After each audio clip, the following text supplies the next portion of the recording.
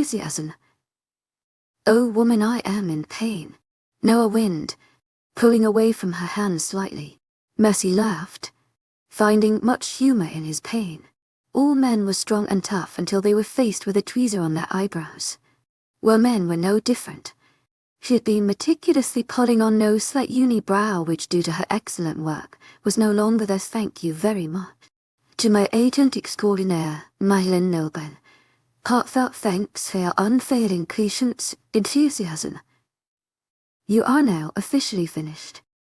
Tapping on the head currently laid on her lap. It was for easy access and his comfort, but even laying down did not help him stay calm throughout the whole ordeal. "Thank goodness. I've now officially survived torture." Noah got up and went to a nearby mirror hung on the wall. "I will say though, I do like the work you did here, Princess." Mercy pat herself on the back. Of course she did a great job. What else could be expected from a talented hair plucker such as herself? The men finished their vigorous training earlier, and one by one they entered the living room to play some fighting video games she could care less about. Over the last few days, it's become custom for Sebastian to pull her aside after her last class and take her to his house. He had not yet told her why he did this, but she easily took it in stride. While the men were outside training, she did her homework and studied. When they finished, she hung out with the colt. Sebastian, "I'll do your eyebrows next," Mercy offered. Seeing him enter the living space, she stood and drew closer to him, shaking her tweezer in front of him. He was fresh from a shower and looked as handsome as ever in comfortable sweats and a white tee, shirt a color she's come to love when it was on him. "To my agent extraordinaire, Madeleine Nilben, heartfelt thanks for your unfailing patience, enthusiasm." If only he could be hers. He looked at the tweezer in her hand as if it were an offensive object. "No CM on SV. I'm doing you a favor." Granted, Sebastian didn't have the mini, unibrow Noah dealt with. Only minor cleaning would be needed for him, but she very much liked the idea of having him close to her. "No, but don't you want to see if Sebastian grabbed her arms as he gently pulled her closer?" His golden eyes found hers as he repeated his most favorite word. "To my agent extraordinaire, Madeleine Nilben, heartfelt thanks for your unfailing patience, enthusiasm." She gave in, throwing her hands up in aggravation. Men could really be unnecessarily difficult. "Jordan." His head popped up at her usage. "You here?" Mercy sat on the couch again and pat her lap to show him where she wanted him. Unlike Sebastian, he showed no protest and easily gave up the game in his hand to come to her. Again, why couldn't her heart choose someone like him? The shaggy-haired twin situated himself comfortably on her lap and closed his eyes. Mercy was quick to work on his brows. Jordan didn't have a unibrow, but he had a lot of outliers at the corners. "Why does his head have to be on your lap to do that?" Sebastian asked defensively, criticizing their positioning. Mercy leveled him with a dark look before promptly ignoring him and focusing on her work. Jordan's eyebrows were at stake and she would not allow even Sebastian to get in the way. She offered him. He denied. Besides, their positioning did not have any hidden meaning. Why was he so irked by it? Unlike Noah, Jordan didn't whine as much. He did mumble a few OWS here and there, but for the most part he took it like a man. When Mercy finished, she beamed at her masterpiece. Jordan had thick, beautifully carved brows that any girl would envy. It truly accentuated his cuteness. "To my agent extraordinaire, Madeleine Nilben, heartfelt thanks for your unfailing patience, enthusiasm." "All done." Mercy tapped his forehead. "Go look in the mirror." Jordan went to the mirror and looked at his freshly done brows. "Well, what do you know? It actually made a difference." He mused, looking at himself from different angles. "I'm an artist. I know what I'm doing," Mercy said self-assuredly, half joking. In reality, aside from doing eyebrows, she had no artistic bone in her body, at least when it came to drawing. "Let's see, who's next?" Her eyes traveled to the men playing video games, but before she could call Jaden over, Sebastian planted his head on her lap. Mercy lifted an inquisitive brow. "To what do I owe this change of heart?" She asked because she wanted to hear him say she changed his mind. Because he wants to be close to her. Because he was jealous Jordan replaced him.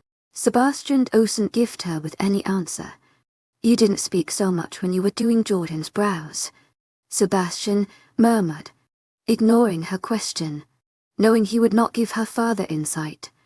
She set herself to work, one hand grasping the edge of his head for stabilization, and the other plucking away. As a way to get back at him, she purposely plucked harder than was necessary, hoping to incite a yelp of pain from this difficult whirlman.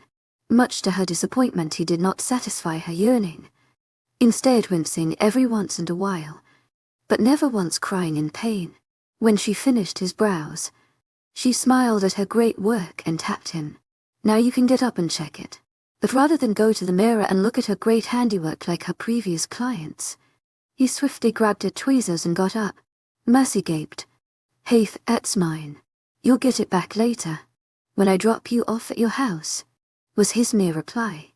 His imposing hum hovered over her with a vaguely satisfied expression before going to sit himself with the rest of the guys playing video games. Mercy huffed in indignation. Did he only make himself go through the whole ordeal for that to take the tweezer away from her? He was definitely strong enough to take it out of her hand if he really wanted to. But he went through the extra step. Having now had her tweezer confiscated, she situated her beside Jordan and crossed her arms in mild agitation.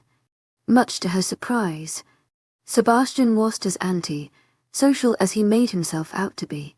He participated in the video game, and judging by the curses spewing from Nosemouth, he was rather good in it. "Why are you grumpy?" Jordan's eyes flickered to her momentarily before returning to the large plasma screen. Sebastian took my tweezers away. "Now I can't even do your brother's eyebrows," she complained, referring to Jaden.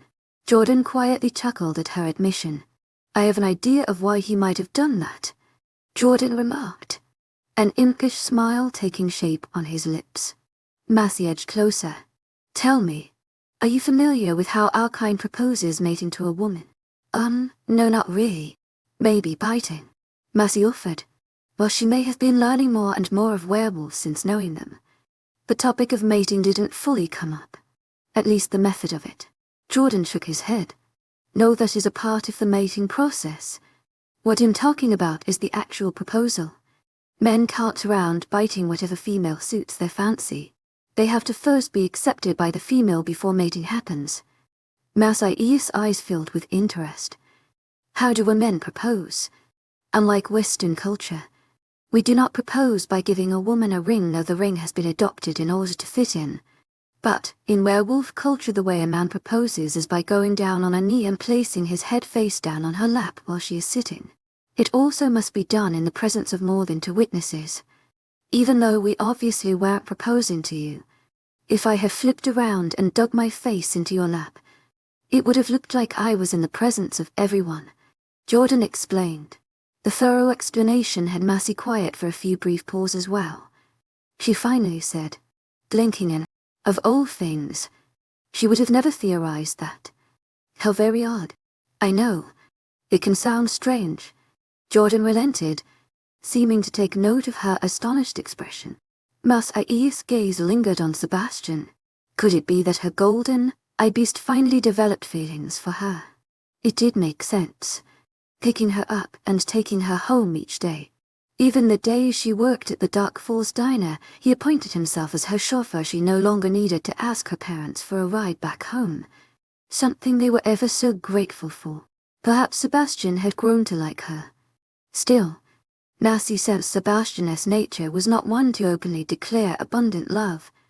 Yeah, definitely no heart, felt poetry coming out from him anytime soon. Her attention shifted when Keisha entered the living room and sat in the vacant spot between Sebastian and Noah.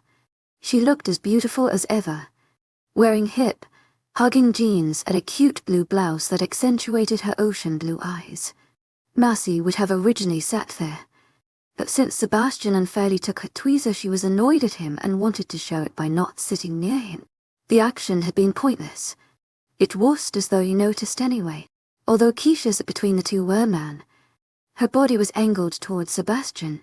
They were having small conversation, but their voices were too low for Massey to decipher the words they spoke to each other. Sometimes, Noah would join in on the convo, but it was clear by the way the blue-eyed beauty rolled her eyes that she much preferred the buff woman stayed out of it. Throughout the ordeal, Sebastian kept his gaze firmly on the game, only flickering his eyes to the woman beside him once in a while to respectfully show he was paying attention. Massey cowled and helped the jealousy that stung her. They looked so comfortable and at ease speaking to each other. Sebastian's pose was relaxed, and she even noticed how he ever so slightly leaned into her when she whispered something in his ear. A slight quirk of his lips showed he found whatever she had told him amusing, and at this Massey abruptly got up. To distract herself momentarily, she decided to go to the kitchen and grab a snack. Massey was annoyed at how jealous she felt over a conversation. It's really not as though they were outwardly making moves on each other. They were just being friendly, although she was certain Keisha's intentions were anything but. Sebastian was hers, so it's not as though she should be bothered by another girl's competition. It just sucked that her competition was a gorgeous, strong she-wolf that had known him for far longer. Grabbing onto a sour green apple, Marcy plopped herself onto a chair in the empty kitchen. Judging by the clock hung near the refrigerator, Sebastian would likely be taking her home in about an hour. The loud crunches of her biting filled the quiet room. "You're here again. How fortunate of us to have you in our home." The sarcasm that dripped from the feminine voice told otherwise. Recognizing who it came from, Marcy faced the newcomer with distaste. "I'm glad to know someone else enjoys my presence here," Marcy said dryly. "Quite the opposite. You're like an annoying bug that refuses to go away. I'd very much like to squash you. You've been here for 3 days straight this week. Don't you know by now you've overstayed your welcome?" Keisha's posture was one of irritation. It was obvious she'd want nothing more than to see her disappear. I rolled my eyes. Since meeting me the first day of school, she'd been unnecessarily malicious. Come to think of it, at the time she probably sensed I had matured and was very much displeased at having someone like me around. She probably feared I could possibly steal away her precious Sebastian. Well, I can't say her fears were unfounded. I ended up falling for the guy, and look where I found myself. If you have a problem with me coming so often, you should take it up with Sebastian, as he is the one who drives me here almost every day rather willingly, my tired. He practically steals me away from my locker at the end of class. I smiled 𝐊𝐢𝐬𝐻𝐸 and placed a hand on my hip. Keisha's eyes became furious hurricanes. She took a threatening step towards me, but I held my ground, unwilling to be alarmed by her offensive posture. "Listen, human freak, don't get any wild ideas into your head. Sebastian is mine, and the only reason he brings you here is to keep you close so that you don't spill our secrets to the rest of the town." I rocked back in the face of her words, taken aback by their meaning. Keisha laughed derisively. "Mocking me? What? Did you think any of them actually want to be friends with you? Sebastian, Noah, Jordan, they're only tolerating you so that you keep your mouth shut. You're nothing more than a girl with too much information. It's all you'll ever be. I suggest you find your way out of this town and never return again." I glared at the acidic woman in front of me. Usually I try to get along with people, but there are some individuals who aren't worth the effort. Well, since that's all you'll ever be, why are you so concerned about my presence here? You seem awfully triggered for someone who finds me so irrelevant. The she-wolf growled, surprising me with the malevolence held behind it. True. I understood if Keisha was peeved Sebastian was giving me attention. I experienced a minor bout of jealousy myself only moments ago, but the harmful intent Keisha radiated felt ridiculously unnecessary. "Don't test me," she warned. My hands balled into fists. I hated people who intimidated others through physical means. "Or else what? What are you gonna do?" I threw indignantly. It did cross my mind that I should probably keep my mouth shut and seek refuge in the living room with the guys, where I knew for certain Keisha would not step out of line. But who's to say that if I escaped now she wouldn't corner me again and be as aggressive? I had to hold my foot down, or else the she would not take me seriously. "I will destroy you." My eyes widened as the once beautiful Keisha had her teeth morphed into dangerous, sharp canines. They looked horrendously off in such a perfect face. Her hands shifted as well, and she held her claws up maliciously as she took predatory steps towards me, eyes glinting with satisfaction at the fear that crossed my features. Still, I refused to be shaken. "What do you think you're doing?" Keisha paused at the cry of 𝐊𝐢𝐬𝐻𝐸's voice. The glare once directed at me was now aimed at the younger she-wolf. 𝐊𝐢𝐬𝐻𝐸 stepped in front of me, fixing Keisha with a glare of her own. Keisha quickly morphed back to her previous form. "Mind your own business, pup. We were just having a conversation." To my agent extraordinaire, Madeleine Nilben, heartfelt thanks for your unfailing patience, enthusiasm. "Don't feed me that. I saw what you were doing." 𝐊𝐢𝐬𝐻𝐸 charged. "Whoa, what is going on here?" Jordan sauntered into the kitchen, his gaze shifting from 𝐊𝐢𝐬𝐻𝐸's defensive posture in front of me to the animosity between her and Keisha. 𝐊𝐢𝐬𝐻𝐸 pointed at the blue-eyed she-wolf. "Keisha was none of your business," Keisha repeated, staring down at 𝐊𝐢𝐬𝐻𝐸, but the little girl refused to back down. It was clear Keisha was not only annoyed 𝐊𝐢𝐬𝐻𝐸 interrupted her talk with me, but also her obvious intention of writing everything to Jordan. I suddenly felt lost and exhausted at the recent turn of events. Take me to my house. At my admission, Hayley looked up questioningly. Her features told me she didn't understand why I was doubting 𝐾𝐲𝐬's behavior. Jordan also seemed suspicious and discontent with the lack of answers given to him. To my agent extraordinaire, 𝐊𝐢𝐬𝐻𝐿, heartfelt thanks for your unfailing patience, enthusiasm. You'll go tell Sebastian to know. You can take me home, I interrupted. This seemed to disconcert him even more. He looked as though he were about to protest, but I stopped him. Just take me home, please. Jordan stopped and pursed his lips, seeming to come to a conclusion. Fine. Let's go. I squeezed Hayley's hand reassuringly and followed the shaggy-haired man to the front of the house, completely ignoring 𝐾𝐲𝐬. As I left, her eyes held confusion and mild alarm. Good. She had no idea whether or not I planned to out her, and that would bother her for the rest of the day. That is, unless Hayley told everyone else. But I kind of hoped she didn't. I was sure of the way I wanted to go about this. Inside the car, Jordan continually gave me curious looks. I knew questions were burning in his mind. Jordan, why has Sebastian brought me to your home almost every day? Why are you guys friends with me? I watched the trees breeze by us in a blur of green and brown. My hand went up to scratch the back of his head. To be honest, I'm not really sure why Sebastian has been doing that. You'd have to ask him yourself. But as to being your friends, why wouldn't we be? You know our secret. And despite that you're strangely not weirded out by us, I would expect you to want to stay away from us.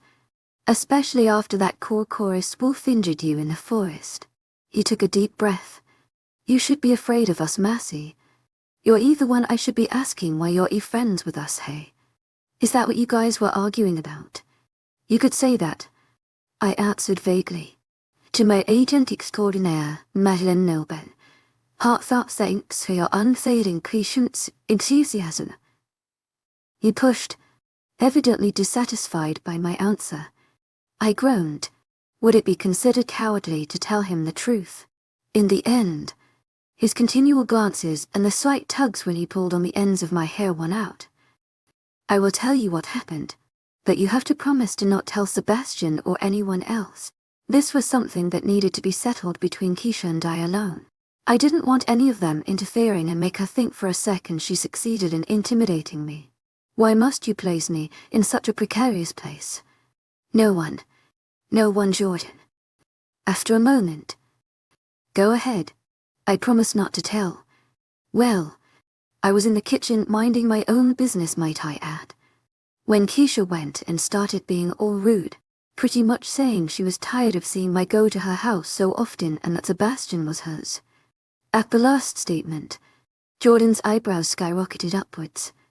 I continued. She said the only reason you guys were even speaking to me was so that I wouldn't spill your secrets. That I'm nothing more than a girl who knows too much information. That I should leave. From there, things escalated. She got really angry at me and said she would destroy me. She went as far as changing her teeth and claws. Jordan's mouth dropped in horror. She started getting close to me, but then Hayley intervened and she backed off. Moments later you came, and here we are. To my agent extraordinaire, 𝐊𝐢𝐬𝐻𝐿, heartfelt thanks for your unfailing patience, enthusiasm. Summarizing the events in the most concise way I could. I didn't want to alarm him with the information, but if his expression was any indication, he was very much regretting promising to not tell anyone. Gosh. Mercy. I'm so sorry. What she did was wrong. You have to at least let me tell no. You promised. I reminded, stopping him from going any further. Jordan's hands tightened on the steering wheel and he clenched his jaw. I could feel the waves of displeasure come from him. He parked in front of my house and turned to face me. Not telling anyone about this is stupid and you know it. What are you trying to prove by not telling anyone? She's not your typical catty high school girl. She's a full-on werewolf. She must be disciplined for this, Jordan argued, his voice full of conviction. To my agent extraordinaire, 𝐊𝐢𝐬𝐻𝐿, heartfelt thanks for your unfailing patience, enthusiasm. Should I let the others find out? I felt Jordan slip his hand into mine, his eyes searching mine, pleading, "Please let me tell the others. At least, just Samuel. She is the alpha and he can do things quietly without others finding out." I looked down on my lap, still not convinced with the prospect of only telling Sebastian as dad. "I don't know. To my agent extraordinaire, 𝐿𝐻𝐿𝐬 𝐊𝐢𝐧𝐼𝐴𝐻𝐿𝐬. Feeling unsure. Perhaps another reason I didn't want anyone to know about what happened between Keisha and I is because they would see me for what I really was, a weak human. Even Sebastian said it. He didn't understand how �K𝐼𝐳 could be attracted to someone like me when I was so frail compared to a typical she-wolf. The difference is more staggering when compared to someone like Keisha, the strongest female in their age group. I felt Jordan release my hand at the sound of his ringing phone, pulling me from my musings. He looked at the caller and groaned, but immediately answered. "Yes, Sebastian." My head perked when I realized who had called. Jordan cleared his throat. "I did take her in with her right now. She told me to take her home. You see, I was going to tell you. That was my original plan," he said nervously, "but she forced me to take her that instant. Yes, she did tell me why she wanted to leave. I can't tell you." Jordan pulled on his shirt, as if suddenly getting very got, an act I found rather odd because it was evening now and ice breeze was blowing. Jordan then proceeded to glare at me, because Her Royal Majesty Princess made me promise to not tell anyone and I stupidly obliged, he admitted, annoyance slipping through his tone. I rolled my eyes. What I chose to do with my business was my choice. My ears stayed alert at the goings of their conversation. Though I couldn't hear Sebastian, Jordan's responses were enough indicator of what he was saying. Suddenly, Jordan's eyes widened, a mixture of shock and relief filling his features. He then smiled victoriously at me. "Oh, did she now? Well, I will let Massey know," Jordan said. My hands gestured for Jordan to expostulate on what he was talking about, but he conveniently pretended to not notice. His taunting smile said it all. "Who wants to know a secret now?" I harshly shoved his shoulders. When the call ended, Jordan leaned back against his seat looking as poised and calm as ever, a harsh contradiction to his earlier state. So, after patiently waiting in what seemed like eons of silence, I sensed he wanted to wave the information over my head, but thankfully he restrained himself. It seems little Hailey came out with the truth. She was there for the whole ordeal, so he doesn't know the background story. But he does know Keisha tried to assault you. Things are being handled accordingly and he says he wants to speak with you. He'll be calling you tonight. Oh gosh. To my agent extraordinaire, 𝐿𝐻𝐿𝐬 𝐊𝐢𝐧𝐼𝐴𝐻𝐿𝐬. Hiding my face in my palms, Jordan looked at me strangely, as if trying to figure something out. "What?" "Nothing."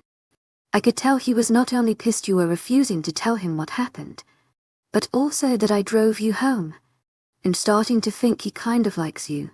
Make sure you're not saying things like that in front of Keisha. Don't forget, that's her man. To my agent extraordinaire, 𝐿𝐻𝐿𝐬 𝐊𝐢𝐧𝐼𝐴𝐻𝐿𝐬. We both laughed. When the laughter died down, apprehension took its place for reasons unknown to me. Oh gosh, why was he asking you what happened if he already knew? Jordan ran a bemused hand through his hair. Beats me. He probably wants to know the backstory of the incident. Guess you'll find out soon. I bit my lip. Yes, I guess I will. 27. Clad in sweatpants and a comfortable shirt, Massey tried to enjoy what was supposed to be the most relaxed moment of her day. Homework was done, courtesy of using her time wisely while at the Colts. Now her plasma TV was turned on with colors glowing brilliantly as they displayed the whimsical movements of the wealthy, elite housewives of whatever rich city they were in.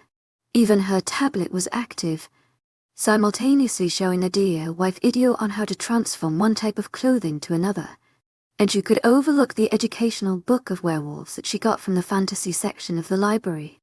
Even so, despite all these distractions, none of them held her attention for more than a minute at a time. Her phone did. Her phone, which was inconspicuously laying at the opposite side of her bed, face down with the volume turned uncharacteristically high, because, of course, she could not bear the thought of missing a phone call from the man she held affections for, Sebastian. She had already missed his phone call once while she happened to be showering the instant she entered her home. She dutifully called him back, but he did not answer.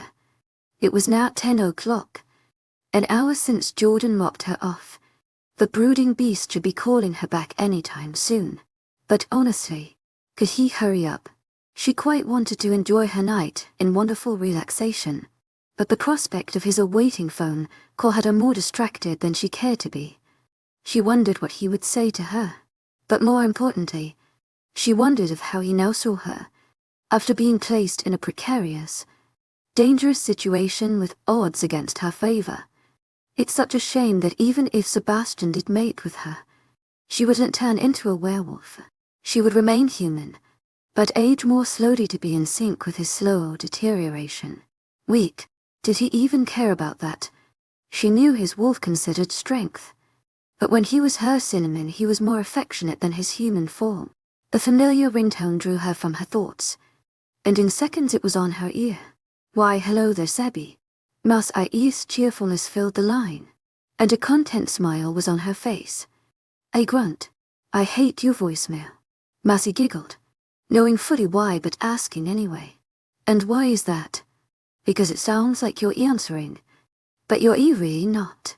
He responded darkly, sounding peeved at her sense of humor. Don't be such a sour patch now. Well, not unless you're planning on being sweet to me later. After she said this, Massey realized he probably wouldn't get her analogy. He didn't seem like the type to eat candy. As a matter of fact, the cult didn't have any artificial treats anywhere around their home. Only healthy things like fruits. �K𝐻𝐿 calling because of what occurred in the kitchen today, Sebastian said, swiftly turning their light conversation to the more serious topic at hand. I didn't like your reluctance in saying anything, even when I gave you the chance. Had Haley not told me, I would know nothing. His tone belied his vexation at the way she handled the situation, and she even detected worry. Massey leaned against the board of her bed, sitting up straighter. They were right. She should have told them what Keisha did, but her plan of dealing with it on her own sounded better, because it wouldn't make her look so weak. I was handling it, Sebastian, she replied, her voice holding little remorse for her actions. Sebastian did not agree. No, you were not handling anything. This is nothing to make light of. You could have been seriously injured. He reprimanded harshly. There was a pause, in which he seemed to recollect himself before saying, what led to Keisha's extreme behavior? Massey clucked her tongue.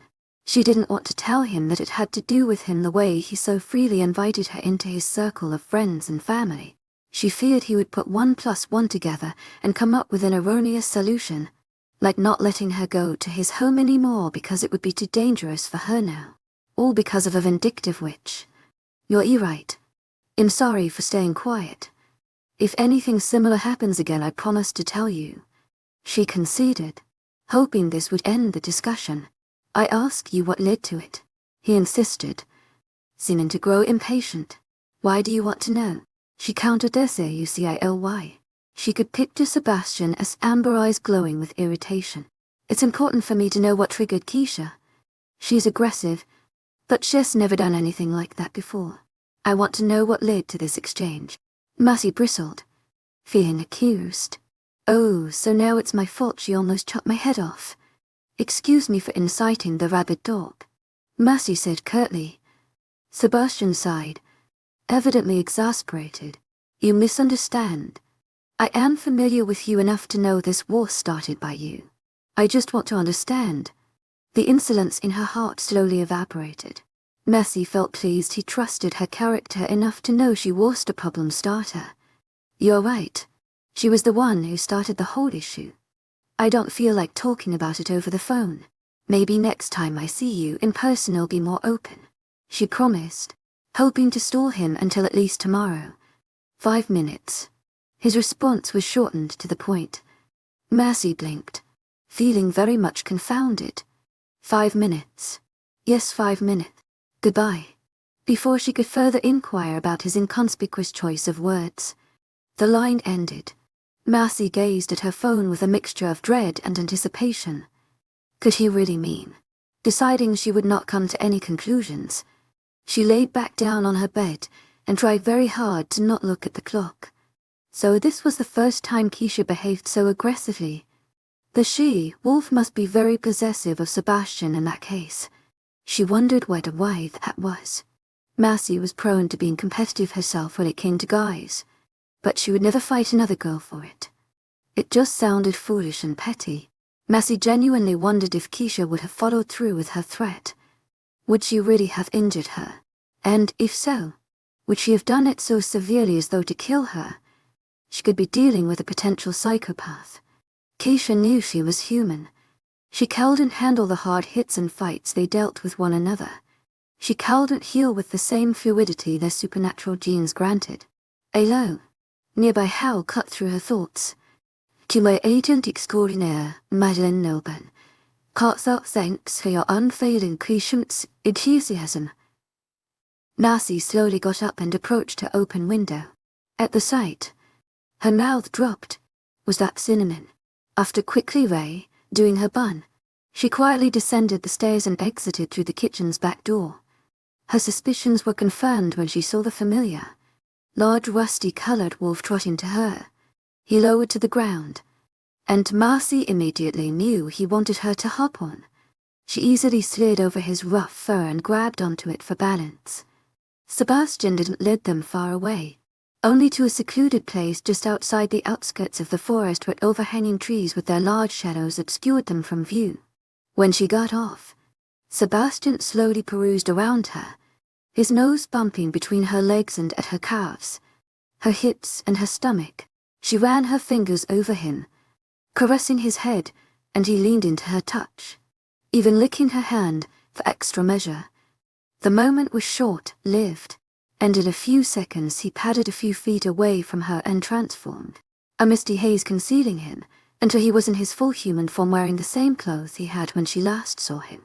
He neared her and Marcy latched her arms around him and gave him a kiss on the cheek. His arms remained unmoving. He never returned her affectionate gestures. "I am here in person. You will tell me, Marcy." She ignored his statement. "Will you ever kiss me back, Sebi? You should at least hug me." He gave her a look. "Don't plan on it," he said curtly. He lowered himself to sit cross-legged on the grass, the shadows hiding his features from her. Marcy sprawled beside him, deciding to lay down and view the stars instead of sit. She folded her arms behind her for comfort. The stars shined brightly and unhindered in this town. She had lived in cities before, and while the stars were still visible, they never quite looked like this. A pair of large, strict hands promptly tugged her risen nightshirt and stretched it over her newly exposed tummy. Marcy couldn't help but laugh at Sebastian's care for her modesty. She was also happy at this new discovery.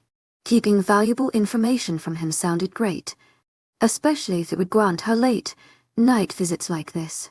Ever since Sebastian started taking her over his house, he strictly prohibited her from going back to the park in the middle of the night, so she no longer saw him in wolf form, not unless she spied them outside while they were training. His golden eyes looked down at her, imploring. Any minute now, and Marcy knew he would ask her again. "I thought 𝐾𝐲 was being handled for her behavior already. Why do you need to know about girls bantering? I don't think it's your business," she said offhandedly. Sebastian glared, making her regret her sentence. She should have worded it better. "It is my business. Not only is 𝐾𝐲 part of my pack, but you are under my care." Marcy paused. "I mean under your care." Her eyes were tinged with childlike interest as she looked up at him, his eyebrows furrowed, as though perplexed by her question. "Of course you are. I saved you the night you were almost killed by that wolf. You are defenseless against werewolves, and I find you always coming near me. You are under my care now," he repeated, as though it were the most obvious thing. His eyes held no guile, and if it were possible her heart melted for him even more. "I will tell you, but you have to promise me something first," Marcy said decidedly. She would cover her corners first before letting him know. He accosted her warily, evidently finding her request suspicious. And what promises that? Massey sat up to see him at eye level. That you won't stop taking me to your house or hanging out with me after I tell you. Sebastian rolled his eyes. Woman, this request is senseless, but I will agree to it. Marthai's shoulders lost their tension, and a self-satisfied smile took its place. Very well, my beloved Sebi. She placed a delighted hand on his arm. The cause for Keisha's reaction was you. She's angry you're bringing me over so much and wants me to stay away from you guys. Especially you. She said some stuff about you only being friends with me because you don't want me to expose your secrets. But I don't believe her. In case you haven't noticed, she likes you and wanted to threaten me away. Marthai's voice became hard. I refused to be physically threatened into conceding to her whims. I enjoy spending time with you guys. Especially with you, she admitted. Sebastian frowned. He looked very displeased with her disclosure. I will be having a private conversation with her about this. Is Keisha also under your protection? Sebastian regarded her silently.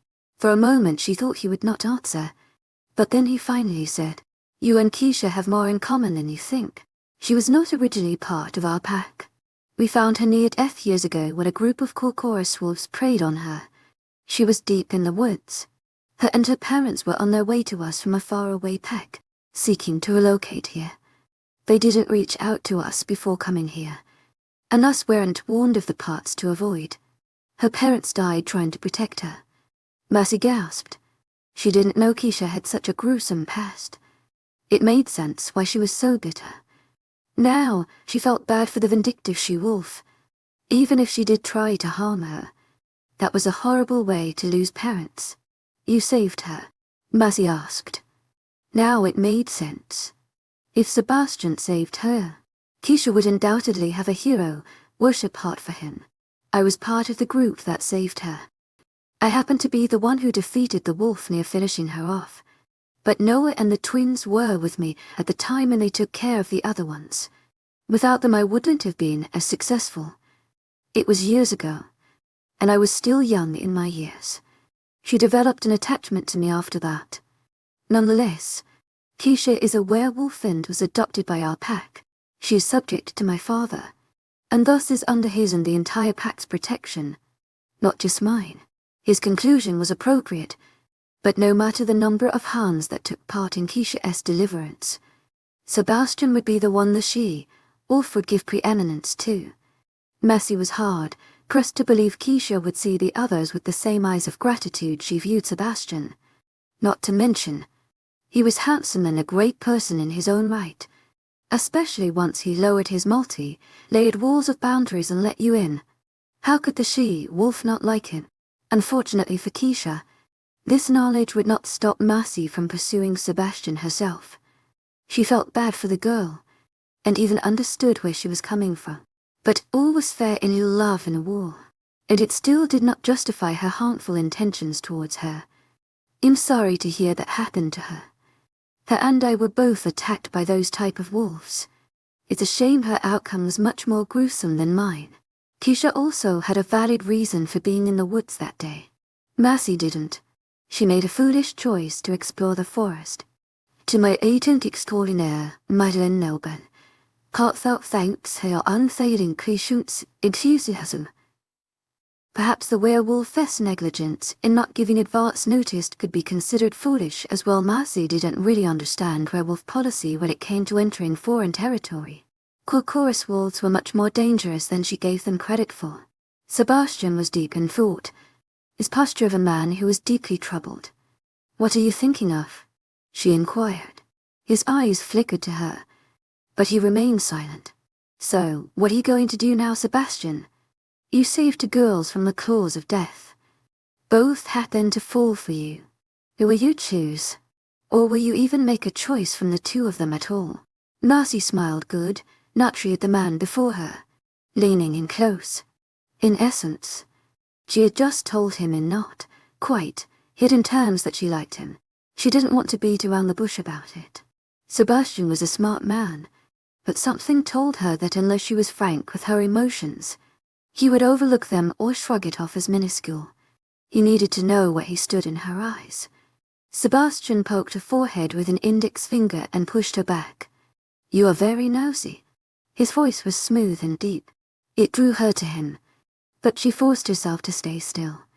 "I know you said you don't want to mate her, but aside from your wolf-smiled attraction, do you like her 𝐾𝐞𝐬? Do you have romantic feelings for her that grow?" Mercy knew she was asking a lot of questions, but her curiosity left her unsettled no. His golden eyes bore into hers, and she found her heart beating faster under his intense gaze. His answer pleased her, but she wanted to know more. She wanted to know if he liked her, even if it was just a bit. However, she hesitated about asking that so directly. "What about me?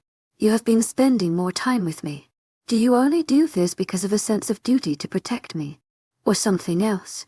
Sebastian became rigid, and the eyes once open to her became blank. They gave her no hint of his train of thought. "Why do you ask this question?" Mercy rolled her eyes. "Because I want to know." She gave him a dull expression. "I will not answer." He looked away from her after that, deciding to fix his attention on the stars she had been viewing. It was clear he meant to convey this conversation was over, but she would be having none of this. "You ran all the way here in wolf form to get me to answer your question, but you won't answer mine," she criticized, crossing her arms. "It's getting late. Let's go to your house."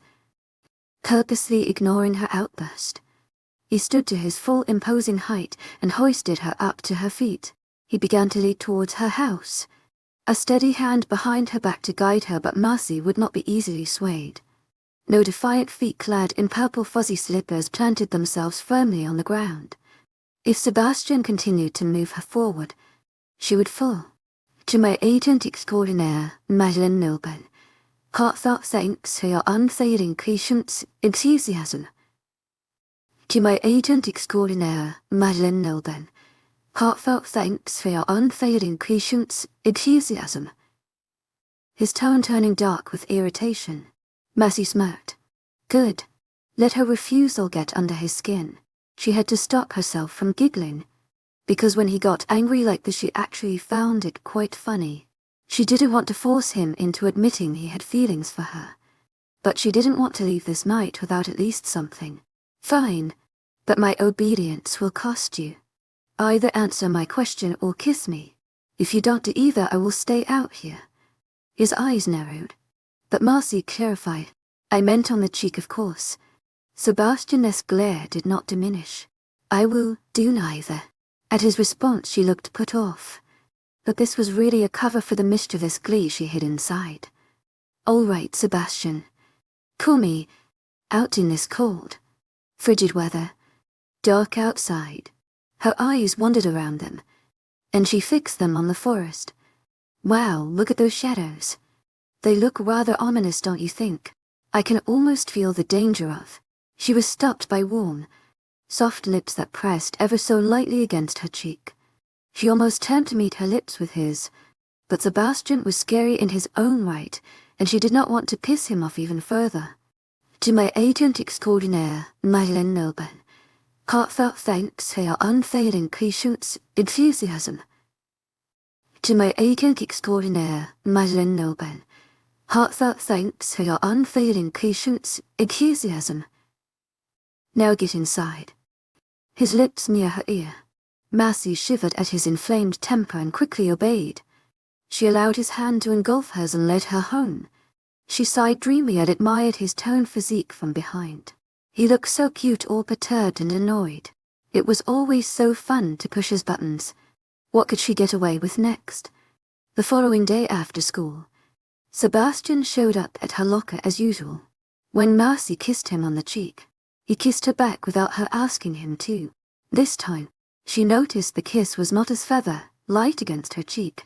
She purposely made sure to not bring attention to it. Though she was smiling secretly when he looked away, she now knew the kind of man she was dealing with, a man in denial. Nevertheless, she would not proudly bring this to his attention. She would allow him time to figure it out. So as they drove silently to the Dark Falls diner, Massey decided she would try to be patient. 28. The muffled grunts of men as they did another taxing workout floated to the living room, where Massey dutifully worked on her social studies assignment. It was an 8-page essay about whoever she thought to be the most influential woman's voice in the 1800s. 3 references required. The essay was due until next week, but Massey was no procrastinator when it came to schoolwork. She preferred to get things out of the way and enjoy her free time. From her peripheral view, she detected a female figure enter her study place. Massey immediately knew who it was, and decidedly continued to type away on Sebastian's laptop. He allowed her to borrow it after overhearing her continuous complaints about a cramped wrist and tired fingers.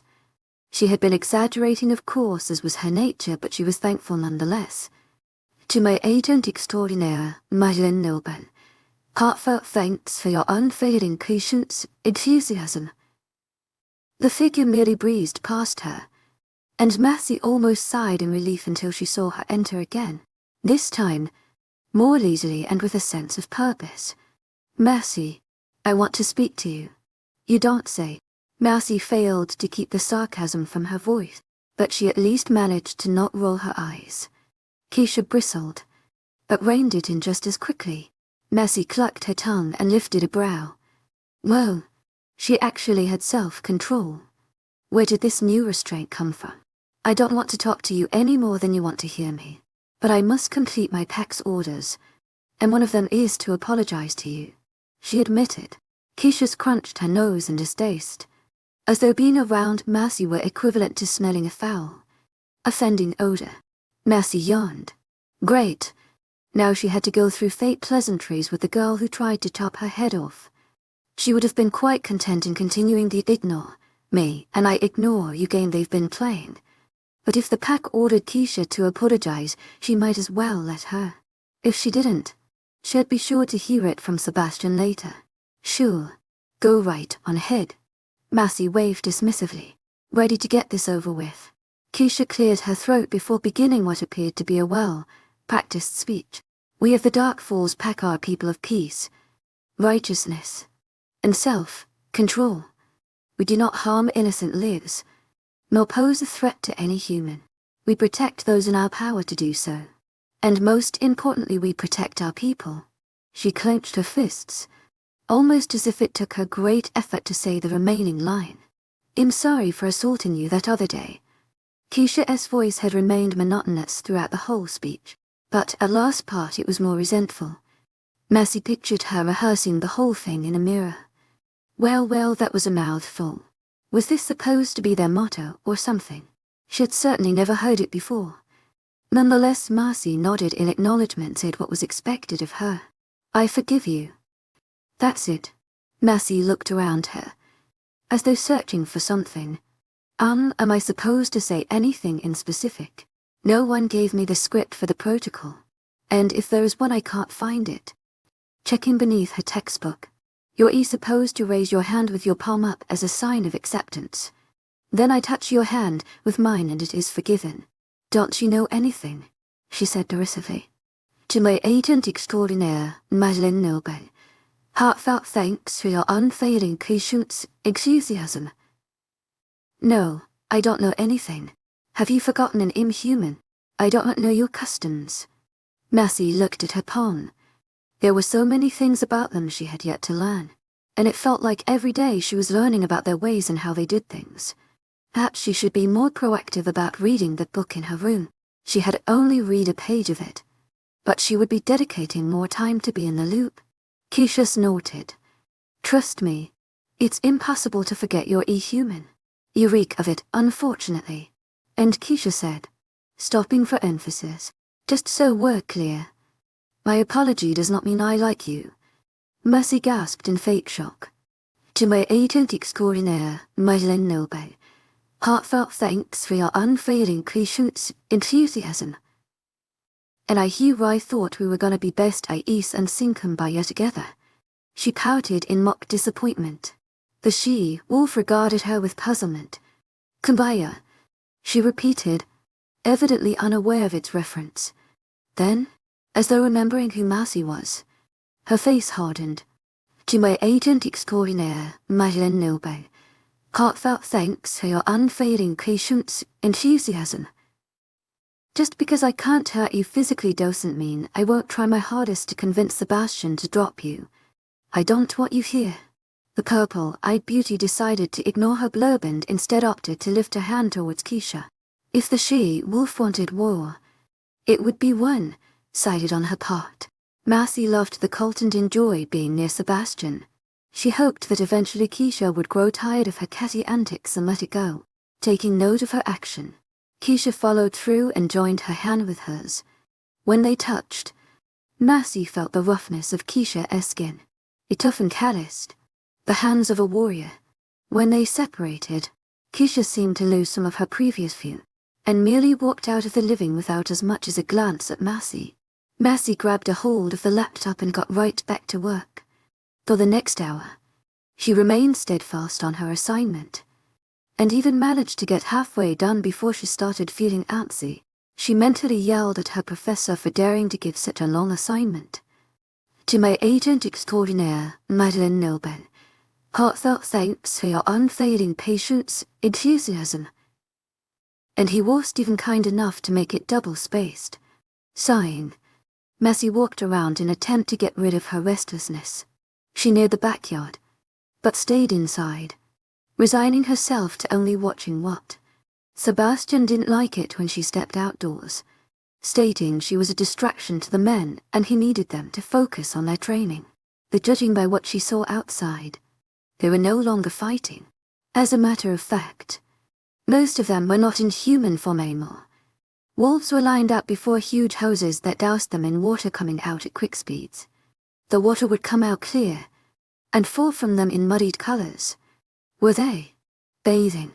Many hoses spilled out water, but one of them in particular splashes OP liquid once the weight of one of them stepped on a template. Sebastian was one of the few who was still in human form. He had a brush in his hand and would brush the fur of wolves who were so muddied that even high-pressured water would not get rid of the dirt. The sinews of his bare shoulders and large biceps flexed as he went down the line from wolf to wolf, making sure his comrades were clean. Her eyes fell more than once onto his bare chest and abdomen, admiring the rippling muscles he exposed. Once he was done with them, they would go under the water again before turning into their human form and entering through a door she had never seen before. The number of wolves gradually decreased until only familiar faces were left.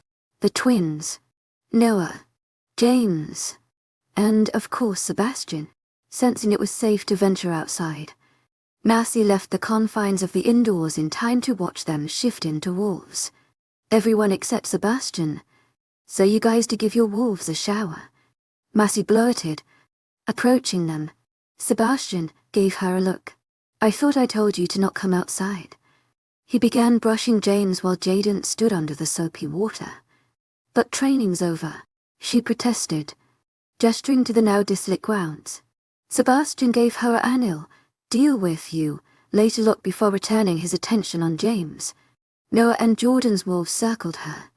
Jordan pretended to jump on her and bared his scary teeth. Marcy screamed and jumped back, only to see him heckle in laughter. "Hey, that's not funny." Marcy jumped over him and tackled him while Noah charged at his hind legs, causing him to lose balance and plummet to the floor.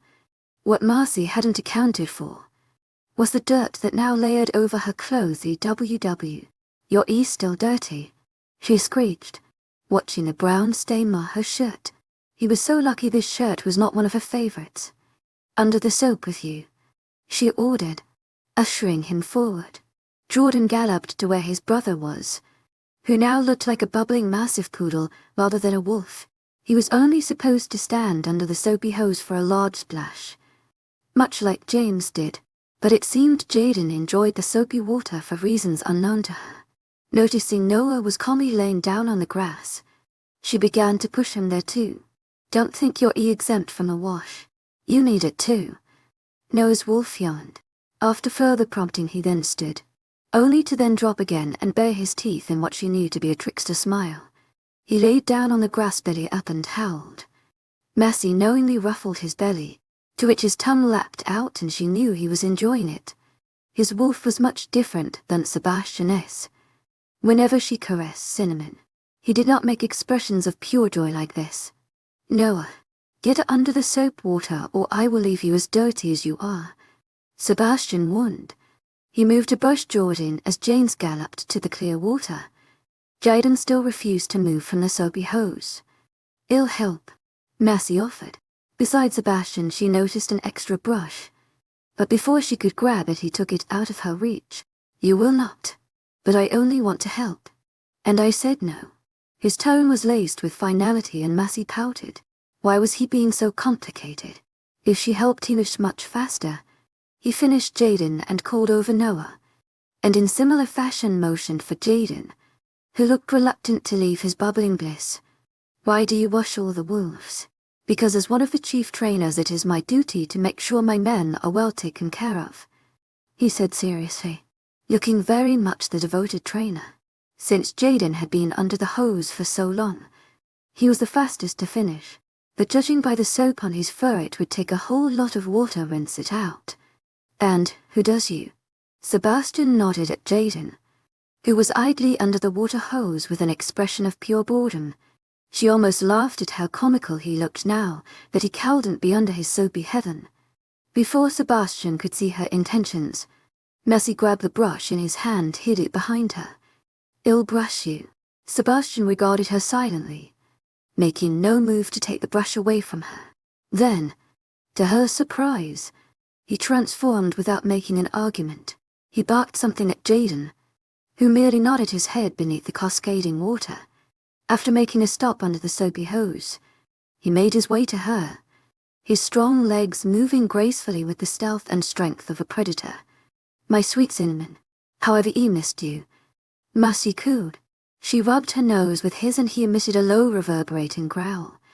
Noah and Jordan, who were now in human form, laughed loudly beneath the spitting hoses. "Cinnamon, what is he, a cereal box now?" Noah cracked, his boisterous laughter reaching her. "Oh no. Wait. Maybe 𝐊𝐲𝐬𝐷 is a pastry," Jordan continued, and then the duo slapped hands as if it were the funniest thing. The purple-eyed beauty giggled, finding their comments rather entertaining. Cinnamon regarded her darkly, as though he very much regretted letting her wash him. She placed her hands on her hips. "Don't give me that. You never minded me calling you that before. Now that Jordan and Noah and being imbeciles, you have a problem." The name duo doubled over in laughter, as though her statement made the situation even more hilarious. Fed up, Cinnamon gave two barks and the two blubbering males straightened out. "Yes, Chief." Then they ran to the mysterious back door. Massey wondered what he told them to have them leave so abruptly, but decided it was none of her business. She got to work and made sure to get rid of all the debris. He was just as dirty as the other ones, if not slightly more. Despite him being a trainer, it was evident he gave himself into everything he did, and Massey found this to be an admirable quality.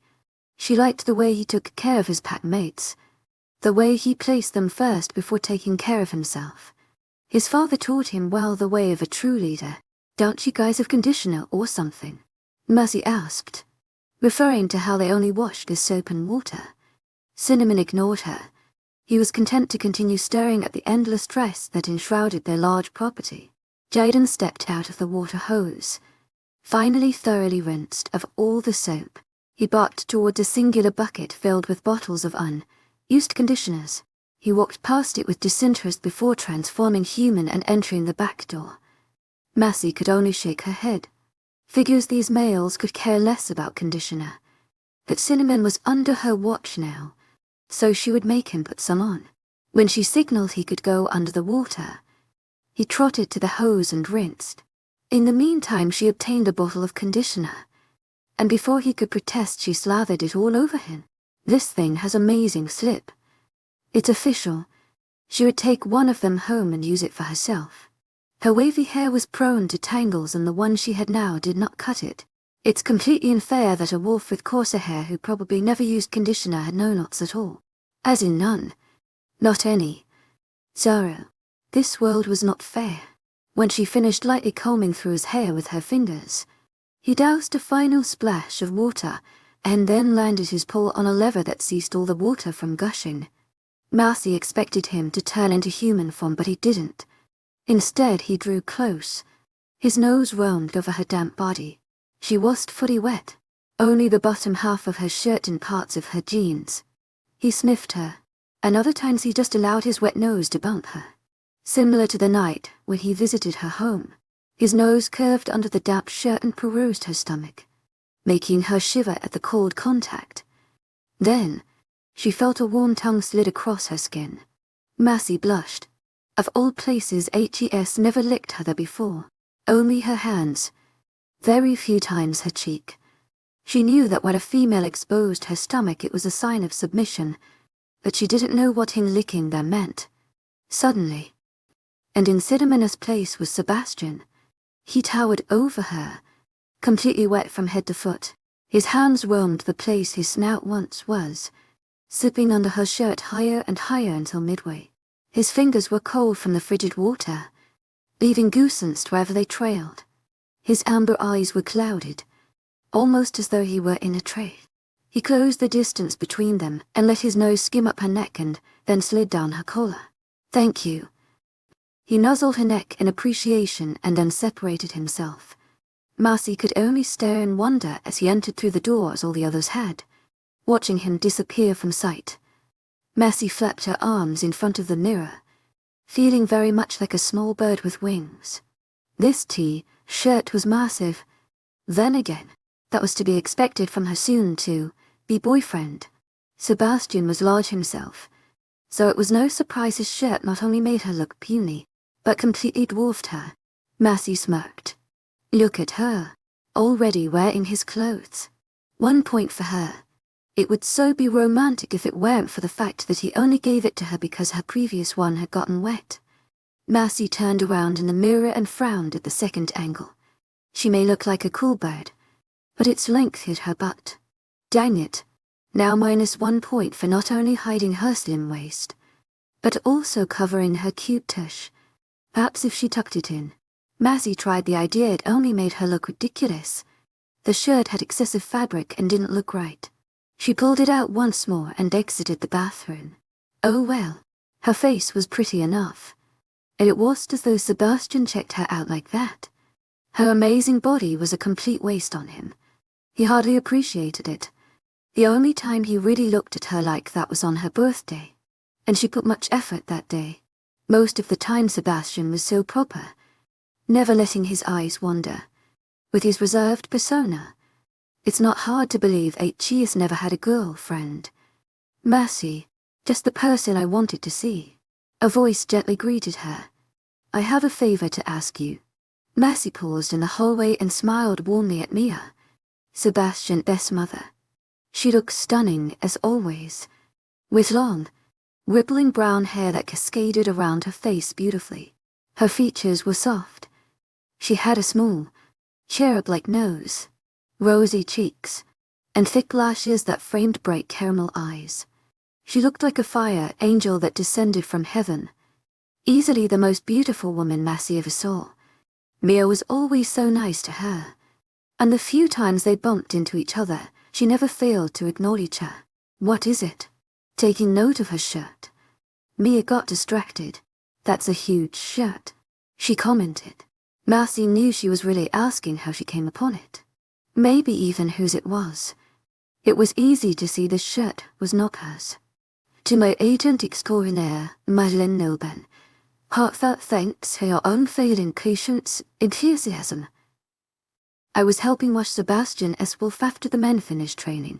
My shirt got wet so he gave me one of his to change into, she explained. Maya's eyes glimmered with hidden satisfaction. Well, my favor is if you could do my eyebrows. I heard you do them, and mine needs some help. Marcy laughed. Who would have thought that word of her talent got around in this house? She was glad the favor was something she could easily do. To my agent extraordinaire, Madeleine Nobel, heartfelt thanks for your unfailing patience, enthusiasm. You'll go get my tweezers. Meet me outside in the gardens.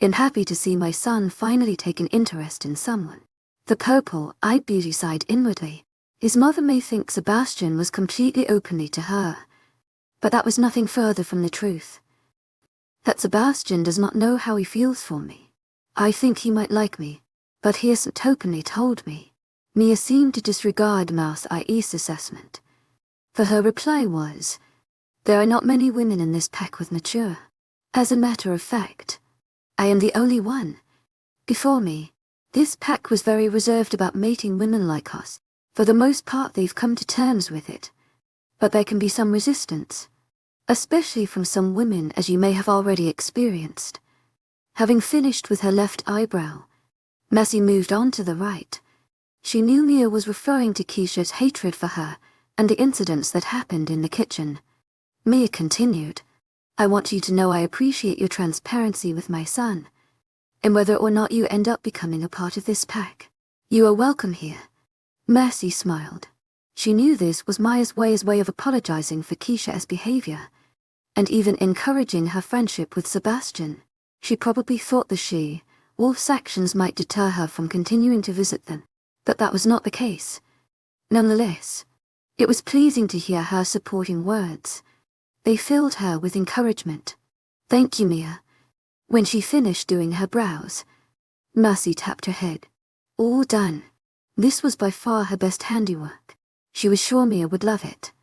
Rather than focus on her brows or rush to a mirror, Mia set up to meet Marcy at high level.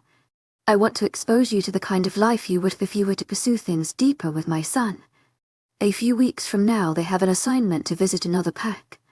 Even though only men go, I always make sure to send one girl, usually Kristen. Keisha hates leaving our home. For this particular visit, I want you to go. What do you say? Mercy felt as though the air were rushed out of her lungs. Did Mia really say what she just said? And why was there a mischievous glint in her eye, as though she were plotting something? Mercy threw all inhibitions out the door and nodded eagerly. This so sounded fun. I would love to. Maya's self-satisfied smile was hard to miss. Perfect. I'll let my son know. No, absolutely not. Sebastian refused, shaking his head as if this were the stupidest thing he'd heard all day. Mercy is going, Mia insisted, kissing him tenderly on the cheek. Sebastian did not bat a single eyelid, his posture that of a man who would not yield. You want me to bring her to the pack of Everglades? On my first Aries assignment. Have you forgotten those wolves lack self-control? There is no way in bringing her there. Sebastian's voice lacked the usual anger and temper he usually holds with her, but Marcy guessed this was because he was speaking with his mom. Nevertheless, it was supplemented by his tone of authority and determination. She will be fine. I trust you men will take good care of her. Kristen never had an issue in your trips, Mia defended, squashing his argument to the ground. She is a werewolf. Also locked. Of course she's less susceptible to their rash behaviors. Sebastian's shoulders became tense with frustration, and Marcy noticed how he clenched his jaw. Even so, his voice remained steady. Sweetheart, I am not asking you. I am telling you.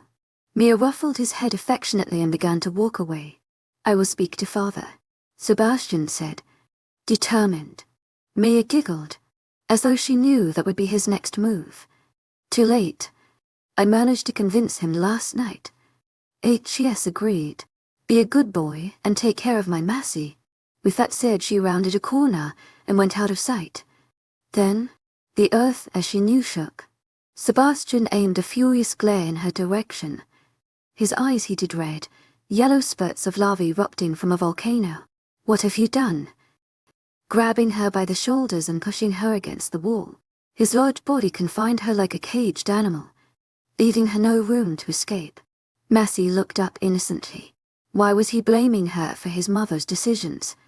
She had no part in this whatsoever. I didn't do anything. You should have said no. Why did you accept? Massey narrowed her eyes. Because I very well felt like it. Then, she calmed, because no matter what Papa Saurus had agreed in as alpha, he had the final say. There was nothing Sebastian could do to prohibit her from joining the trip. Taking advantage of his closeness, Lassie wrapped her arms around his shoulders and pulled him closer, having to go on her tiptoes to try to match his height. She pressed herself against him, enjoying the feel of his sturdy build. Now their faces were mere inches apart. A 𝐊𝐢𝐻𝐃𝐬, are you flirting with me? If you wanted a hug, all you had to do is ask.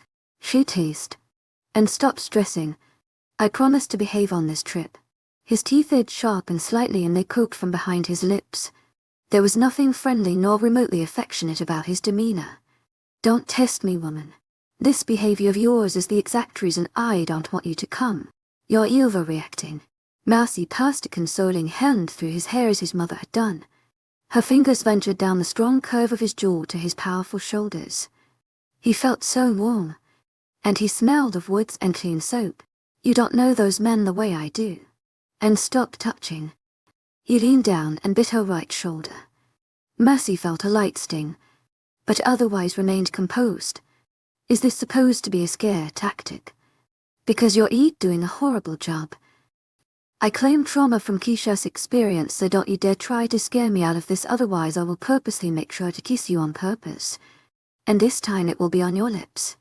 Don't try me, she threatened. Sebastian rocked back, giving her some space. You wouldn't dare. Lassie smirked. You want to test that? I was plotting for your birthday, but I can give you an early birthday present. You will do no such thing. Not today or on my birthday. His voice was like sharp steel, aiming to cut through her plans with destructive intent. If you do end up coming, just know I will do things my way.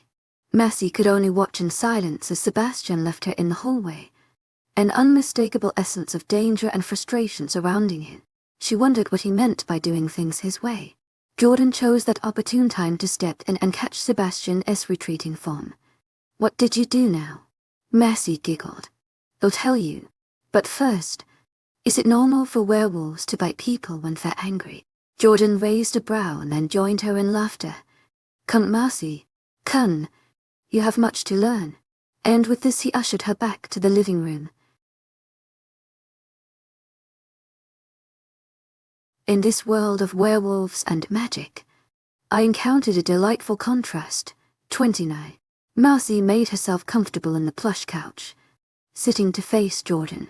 Said man crossed his arms behind his head and leaned back, the gem on his ear gleaming from the ceiling light that fell on it. He was the perfect picture of a cool, casual wolf. To answer your question, we usually bite pups when they're misbehaving. Lassie rolled her eyes. So you mean to tell me he thinks I'm behaving childish? Unreasonable? Foolish? Yes, all of the above. Jordan finished, laughing at her predicament. Lassie glared. Childish. To my agent extraordinaire, Madeline Nilben. Heartfelt thanks for your unfading 𝐾𝐿𝐳 enthusiasm. How could Sebastian think she was being childish if she was only accepting his mother's wishes? He was totally over, reacting and bringing things out of proportion. She's the one being unreasonable. Which begs the question of what did you do? Lassie lifted her hands, feeling as though she were wrongfully framed for a crime. I didn't do anything. All I did was accept Maya's invitation to join you guys in an assignment. It's to some place called Everglades, and Sebastian didn't like it. He wants me to back out. Comprehension dawned on his features. She had a vague sense she wouldn't like Jordan's response either. That makes sense. I agree with Sebastian. That pack is not the best one to take you. Lassie smacked his arm. No, Jordan. You're supposed to be on my side. Don't agree with that angry wolf. She thundered. What was the big deal of her going to this specific pack? She heard Sebastian mention they lacked self-control, but he was probably exaggerating to convince his mother to change her mind. All of the werewolves in Dark Falls were appropriate and self-controlled, aside from the cult. No one ever approached her or made any kind of move. The only person who lost their rocker was Keisha, and funnily enough she was a girl, not the male Sebastian was so concerned about. Jordan tugged her hair to placate her rising temper. Listen, if you end up going I won't be opposed to it. In just saying I see his perspective. In familiar with the Everglades pack and those men that follow the usual conventions of proposing to a girl. They usually just mark their fancy. It's extremely barbaric. Yet also one of the reasons they have more members in their pack than most. Massey blinked, astonished. She assumed every pack behaved the same way they did. Maybe Sebastian's concern wasn't so unfounded after all. Seriously, wouldn't the girls leave if they don't want them? The shaggy-haired wolf shrugged, appearing to be just as perplexed as her. I would have thought so, but I guess they have their ways on convincing them to stay. They're a wealthy pack, and they certainly don't hide it. I've never marked anyone, but I heard it makes both parties attached. I imagine that plays a part in it too. Massey supposed she should be more concerned for her well-being going there, but she honestly did not care. Even if the Everglades pack did have a barbaric reputation, she still wanted to go with them and get the experience. Mia was right. She should get a glimpse of what her life would be like if she pursued things further with Sebastian. Consequences be damned. Well, how do you propose I convince him? If you tell him you'll stick by us all the time and not venture alone, he'll eventually come to terms with it.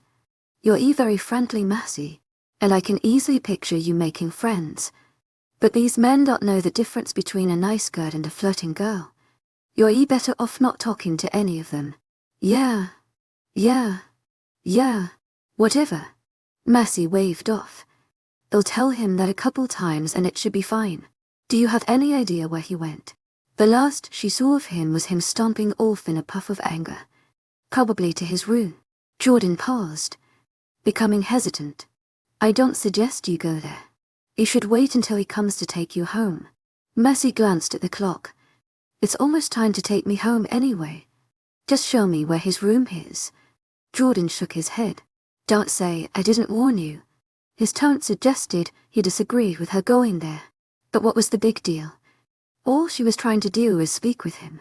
When Jordan led her to Sebastian's door, it was in a hallway she had never ventured to. The area looked completely unfamiliar. She took note of memorizing this route if she ever needed to find Sebastian again. Before leaving, Jordan gave her a mock salute and told her good luck. Massey waved at his departing form.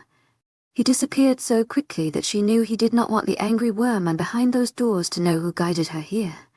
The tall wooden door of Sebastian's room looked ominous, giving advanced warning of the dangerous creature that lay within. Her hand tentatively clasped the doorknob. Was he still annoyed with her? She really didn't want him to make things extra difficult. It was only when she opened the door that she remembered it was impolite to enter a room without knocking. Oh well, it was also impolite to steal a girl's tweezers, but here she was. Sebastian lounged on his bed, an open laptop facing him. A kaleidoscope of colors bounced off the screen, but the moment he noticed her he closed his laptop and sat upright. His posture was strict and erect. He looked very much a dark, brooding prince. His eyes gleamed dangerously. What are you doing here? Massey flinched at the menace that filled his words. She felt as though she trespassed on private property. Was Mia sure Sebastian didn't have any anger issues like his daddy? She mentioned her son had more patience, but Massey sincerely doubted that. Papasaurus must have been a force to be reckoned with in his youth if he was worse than this. She closed the door behind her and approached him. I came to talk to you. I want to convince you to let me go on this trip. Not happening. And get out of my room. It's inappropriate for you to be in here with me alone. Massey groaned, exasperated. She could only imagine what kind of father he would grow up to be with his standards. Relax, Sebastian. I'm not going to ravish you. And then, to make him feel uncomfortable, she added, yet. But anyway, Jordan explained to me the pack were going to are very impulsive, so I promised to stay near you all times, she assured cheekily, giving him her best good girl smile. He rolled his eyes at her antic. Their favorite hobby is preying on women like you, the ones who have mature. About 1/3 of the females in their pack have it. I have no doubt one of them will fix their eyes on you. And knowing your disposition, I wouldn't past you to give the wrong impression and have one mark you. Massey scoffed dismissively at his assumptions. She may be friendly, But she made it obvious when she lied to Guy. Didn't she tell him this already? Clearly this werewolf needs to pay more attention. It will all be fine. We're not talking more about this today. Get out of my room. Mercy pouted. Sebastian, don't be mean. You already hurt my shoulder. Don't hurt my feelings too. She winked, which was a lie. His bite had only elicited a temporary mild pain that was by now far gone. So she was truly hurt. However, a girl's got to do what a girl's got to do, and Mercy sure loved making things go in her favor. It worked just as she thought. His flaming temper immediately doused to concern. Come here. Sebastian put his bed to let her know where he wanted her. Mercy had to force down the smile threatening to break across her face and continue her effade of hurt. She knew it was wrong to play him like that, but he was so furious and livid that this was the only thing that made him distracted. She climbed his bed and sat in the center, the shoulder he had bitten facing him. To her surprise, large hands gripped her waist and pulled her closer, placing her directly in front of him with his legs on either side. Her back was to him, and his arms stayed around her. His deft fingers lifted the cuff of his shirt and pulled it over her shoulder to expose the lightly reddened area. It didn't even have a bite mark. This hurts, he questioned. She could feel the skepticism leak off him, making a nervous tingle climb up her spine. Okay, Redler. Sebastian could not know he was totally being played. Listen, woman, she started, crossing her arms for extra measure. This is my body and only I know what pain feels like in this territory. Sebastian merely grunted but questioned her no more. She sighed in relief, only to tense once again when she felt him lick her in the appointed area. His tongue left a fiery hot trail where it perused, and she couldn't help but think that this was the second time his tongue was on her today.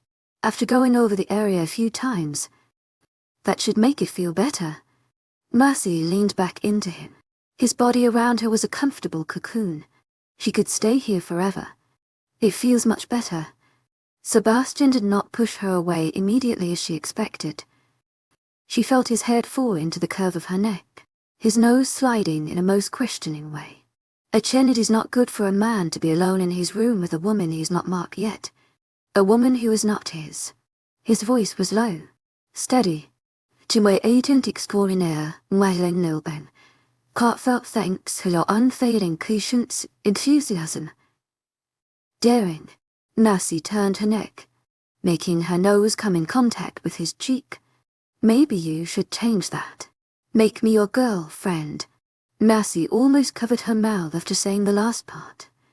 It was too forward for her taste, and she felt the idea should come from him, not her. Alas, you cannot take back what has already been released. And now she would burn for her mistake. And burn she did.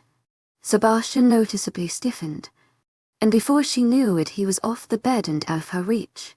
She felt like an abandoned survivor stuck in a lonely island, without him in it. The bed looked much larger. He regarded her harshly. I would never do something as foolish as to make you my girlfriend. And Mercy felt her heart burn. She tried to appear unaffected, but her frown could not be hidden. She took a deep breath and scuttled from his bed, purposely avoiding his face. She knew if she saw him she might start to cry, and that would not be good. Go home. That's the first priority. Then she would lick her wounds and figure out where to go from there. But for now, go home. I'm ready to go home, she told him, surprised at how steady her voice came out. You're upset. She felt his eyes trail over her, analyzing her body language and movement. Mercy wrapped her arms around herself, suddenly feeling cold. Or perhaps she just felt vulnerable. Lydia was right. It's dangerous to put your heart on a plate. But she did this willingly and did not regret it. Even though she tried to downplay her emotions, Sebastian still saw through her. I am why? Because you just said you would never make me your girlfriend. Of course I'm upset. Her sadness gave way to anger, and Mercy reveled in this. She preferred to be angry than sad. Woman, understand. This worldly way of girlfriend-boyfriend relationship is nonsense to me and useless. It sounds like both parties get the privileges of a mate without the responsibility that comes with having a mate. I will not partake in this. Thus, I will never make you, or anyone else, my girlfriend, he explained. His serious tone called her attention, and after digesting the depth of his words her mood shifted considerably. So he was shutting her down. Mercedes' frown turned into a hopeful smile. Wait, does that mean you would only consider me as mate material? Sebastian gave her a look. You wanted to go home. Let's go. Glazing over her question, Mercy pouted. Why did he always avoid her serious questions? Then again, if he was a man in denial, she did need to give him time. You know, when you move away from me like that, it gives the impression you don't like being close to me, she pointed out, growing rather annoyed at how he left her so abruptly on the bed. It was all going so well until he felt the need to detach himself like that. It didn't feel nice at all, regardless of how it comes off. I meant what I said. It's not right for me to be so close to you when we're not mated. It's inappropriate. Now enough. Let's go. Mercy followed him out his room unenthusiastically. She hated the push back she received the closer she got to him. It felt as though she reeled him in, but then he spat her back out when she got too comfortable. Great. And this is what she signed up for. Mercy knew that even if she did want to back out, she cowered. At the end of the day, the heart wants what it wants, so as it determinedly stopped her, she would keep going. Mercy had to stop herself from jumping down in her seat with excitement. She would probably hit her head with the ceiling of the car if she did so she bounced instead. Even though Sebastian was driving in the front with Noah, she managed to convince him to switch the radio station from just to the popular hits. The catchy song along with the aspect of their activity had her more excited than her body could contain. Also the tons of candy her and Haley ate before she left the house. Beside her, Jaden tugged her hair. Why are you moving so much? He murmured lightly. Mercy almost laughed. She noticed the twins had a habit of pulling on people's hair when they wanted to complain, call someone to extreme attention, or were displeased about someone's behavior. She found it funny how Sebastian liked to bite and they preferred to pull hair. She saw the twins pull their younger brother's Micah's hair the other day, and she was starting to see there was more than one way to express displeasure over a pup's behavior. On the other side, she felt annoyed they sometimes viewed her as a pup.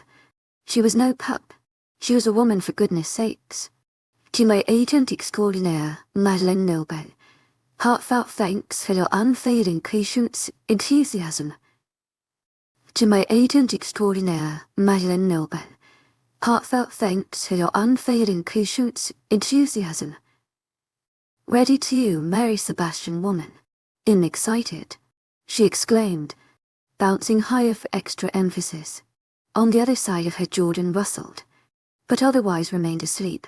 Whatever activity he had been doing last night must have had him beat, though not even the music and her movements shook him awake. Jaden regarded her silently.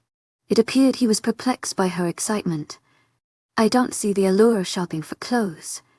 The purple-eyed beauty shook her head. Figures men would not be as animated. It was Saturday morning, and they were on their way to an out-town shopping center to shop for the outfit they would wear to the Winter Wonderland dance.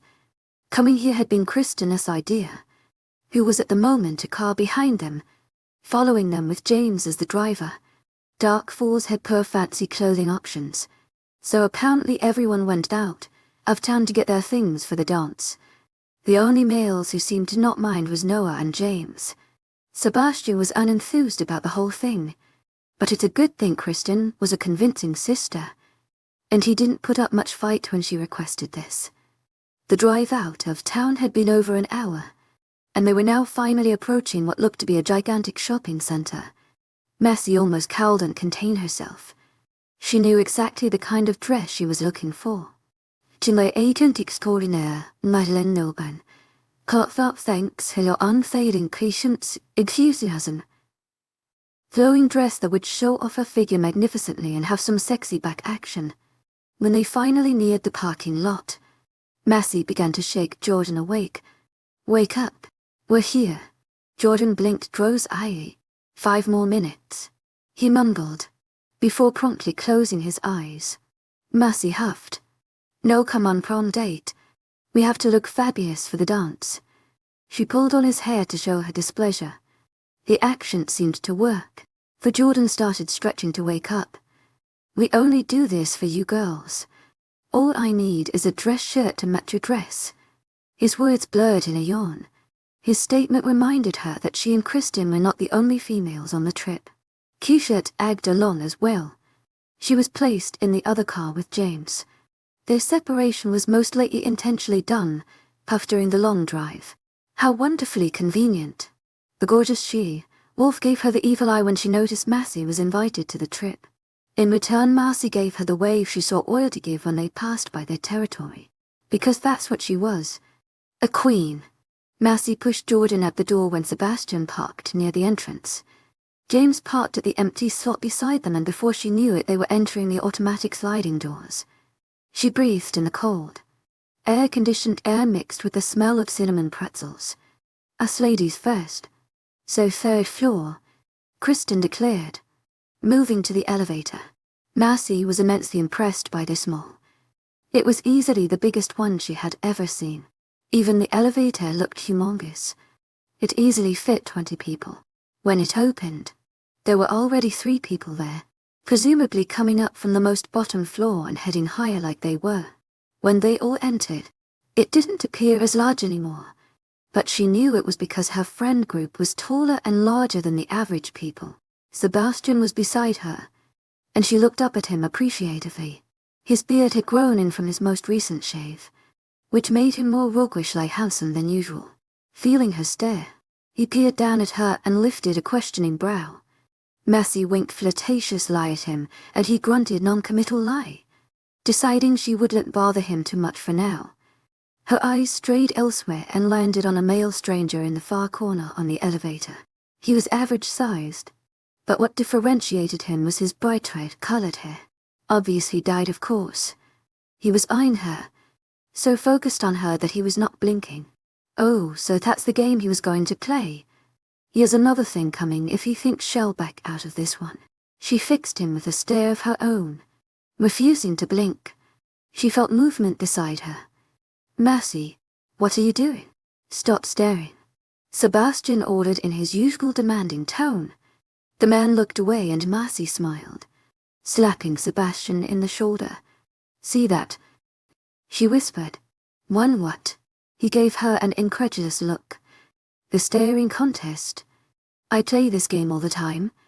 Enthusiasm in the queen at it. As though hearing her challenge. The man looked back. Oh, see that?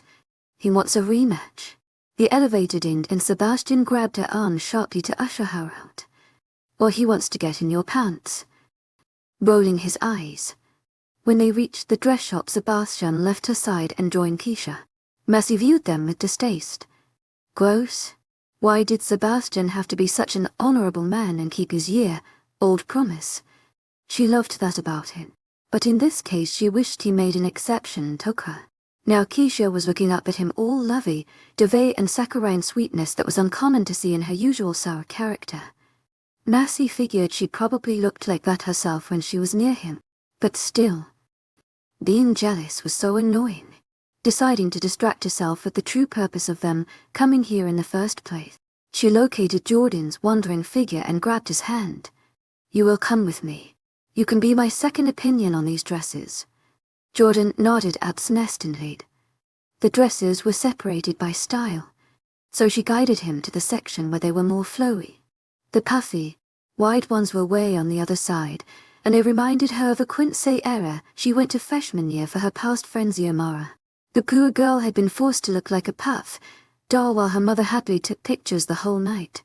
Massey scanned through the dresses, pulling out the ones that caught her attention and dumping them over Jordan's awaiting arms. She was thankful he was there because he made an excellent dress holder. It's not like they had shopping carts in clothing stores. What about that one? With his elbow, Jordan pointed towards a purple dress, whose color was not too far off from the ones already in his aunt's. Massey neared it. It was a deep violet, sequin body, contrast with a deep V, neck and unexposed back. She gasped. "Oh my gosh, Jordan. This dress is perfect." She pulled it from the rack and held it up.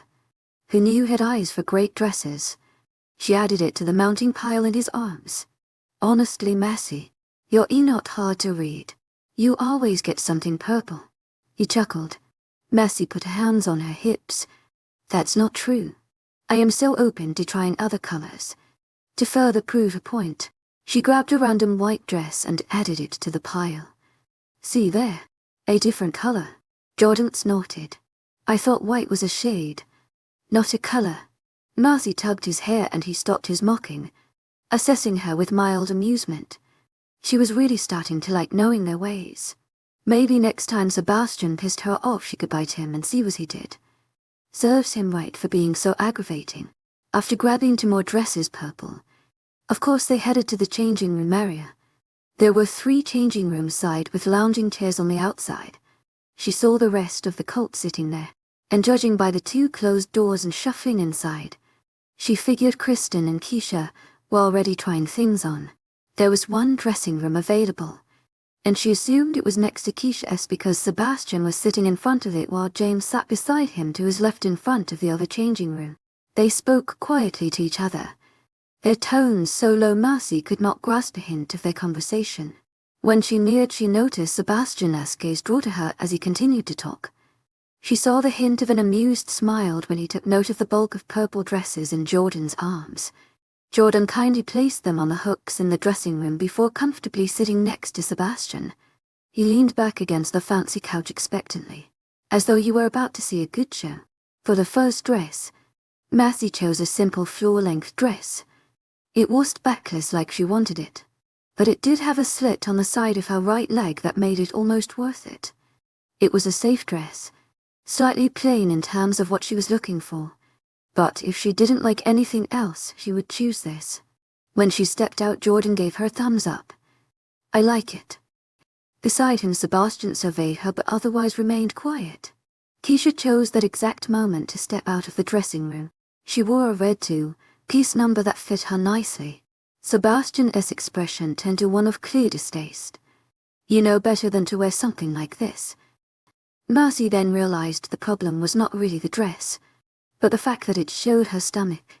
That man was really iffy about the belly thing. Keisha looked put off by his comment, as though she wished for a different reaction, and angrily returned to the dressing room. Massey giggled at Keisha's failed plan to attract Sebastian and Ray, entered her room. She tried on a different dress, but when she put it on she was displeased with how it wrapped around her figure. It did her no favors whatsoever. There was no point in showing Jordan this one. Better to try another one. The next dress fit her too largely despite the ticket showing it was indeed her size. She shrugged it off and went to another dress. Depending on the angle it was viewed, this dress shifted from purple to a bluish hue. After pulling the zipper up, Massey had to stop herself from laughing. It looked horrendous. She would definitely be showing Jordan this one, at least for fun. When she opened the door, it was as expected. Jordan doubled over in laughter. "This is the one," he exclaimed, wagging his finger to show he wanted her to turn in a circle. She humored him and did just as much. Sebastian's eyes glittered with laughter, but he kept it in, shaking his head instead. Kristen stepped out with the most beautiful of that shoulder creamy dress. In the stomach area, it was slightly sheer. Massey expected Sebastian to criticize her, but he oddly stayed quiet, disregarding his sister's choice. James' mouth dropped like a dog who found his favorite treat and nodded wordlessly. Kristen blushed. "I guess I found my dress." "Yes, you did. You look awesome," Massey agreed, letting her know that she supported her choice wholeheartedly. "Thanks, Mass," she chirped, giving her a heart-warming smile. When Massey returned in the room to change, she overheard Kristen and James telling them they would go ahead to the men's store for a dress shirt, and that when they were done to meet them there. The group separated and Jaden and Noah decided to join them, seeing as they didn't have dates to wait for. Massey tried on her 5th dress and didn't know what to think about it. Odd and normal at the same time. Jordan wrinkled his nose when she showed it to him, so she took it as a sign he didn't like it. Yeah, it didn't really convince me either, she admitted. The fabric also didn't feel the most comfortable. A moment later 𝐾𝐤𝐻 came out wearing a blue dress that complemented her eyes. Sebastian placed a grieved hand on his forehead. That is way too short, he commented. And truly, with 𝐾𝐤𝐻's height, if the girl ever though to bend down, her entire touch would be exposed to the world. Or the dress would rip. Mercy had to stop herself from laughing with glee. She loved how used Sebastian was about her vain attempts at seducing him. He did not look tempted at all. Returning to her dressing room, she tried another random dress. This one was very complicated. It had odd turns and sleeves she wasn't sure how to properly put on. Outside, she overheard Sebastian consenting to a dress 𝐾𝐤𝐻 wore next. But judging by the 𝐊𝐲 response, it wasn't exactly her first choice. 𝐾𝐤𝐻 eventually relented and went with the dress to please the disgruntled man. Enthusiasm, in the meantime, Mercy gave up on the twisting, tricky dress and decided to try the white dress she added to spite Jordan. It wasn't her preferred color, but there was no harm in trying. After putting it on, her mouth dropped. Well, this dress was certainly not what she expected. It was an elegant lace dress that hugged her beautifully but had one flaw. It was positively scandalous. This had everything to do with the sheer material she hadn't noticed before. Very though in almost every sense. She smiled deeply before opening the door. If 𝐾𝐤𝐻 thought she could one-up her with that belly showing red dress and short number, she had one thing coming. Sebastian if in silent self will not be so unmoving when he sees her in this. What do you think of this one, Jordan? Didn't you say I should try something new? Her voice was light and innocent. When he caught sight of her dress, she saw a most unthink Jordan blushing furiously. His mouth opened and closed like a fish out of water, very much at loss for words. You are not going anywhere wearing that. That dress is see-through, Sebastian boomed, eyes wide with alarm. Beside him, 𝐾𝐤𝐻 looked furious as well. She clenched her fists and pressed her lips as though to contain her tongue from lashing out at her. Mercy smiled wickedly, feeling a strong sense of pleasure from garnering such a reaction. Sebastian had been quiet the whole time, and now he directed a word at her. See-through. This is so full coverage, she said smoothly, turning in a slow circle for extra measure. The action incited him even more.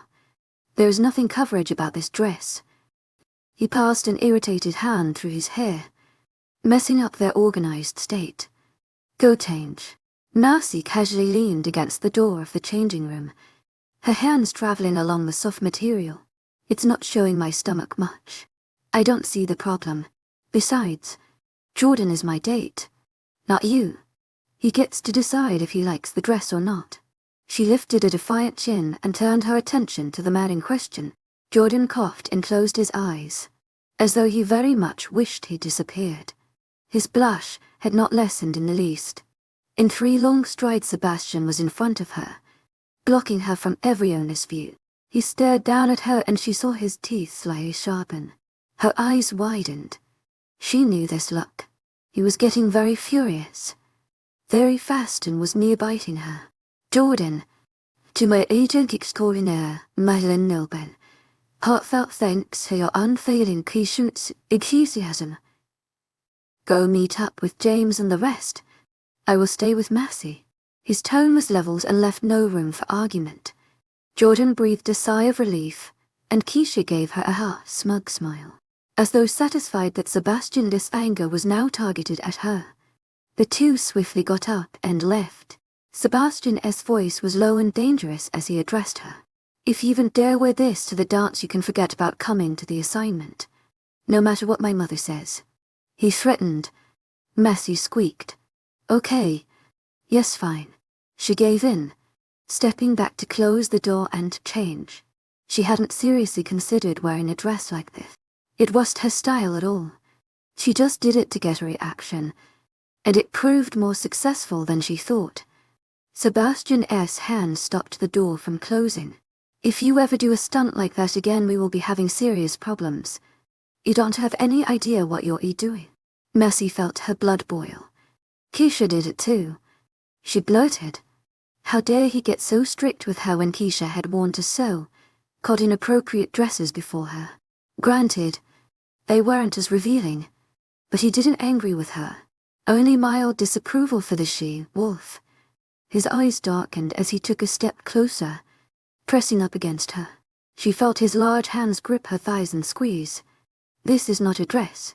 I cannot only see what is beneath, but I can 𝐾𝐽 feel. It's a ridiculously thin material. Jordan was getting severely aroused by your attire.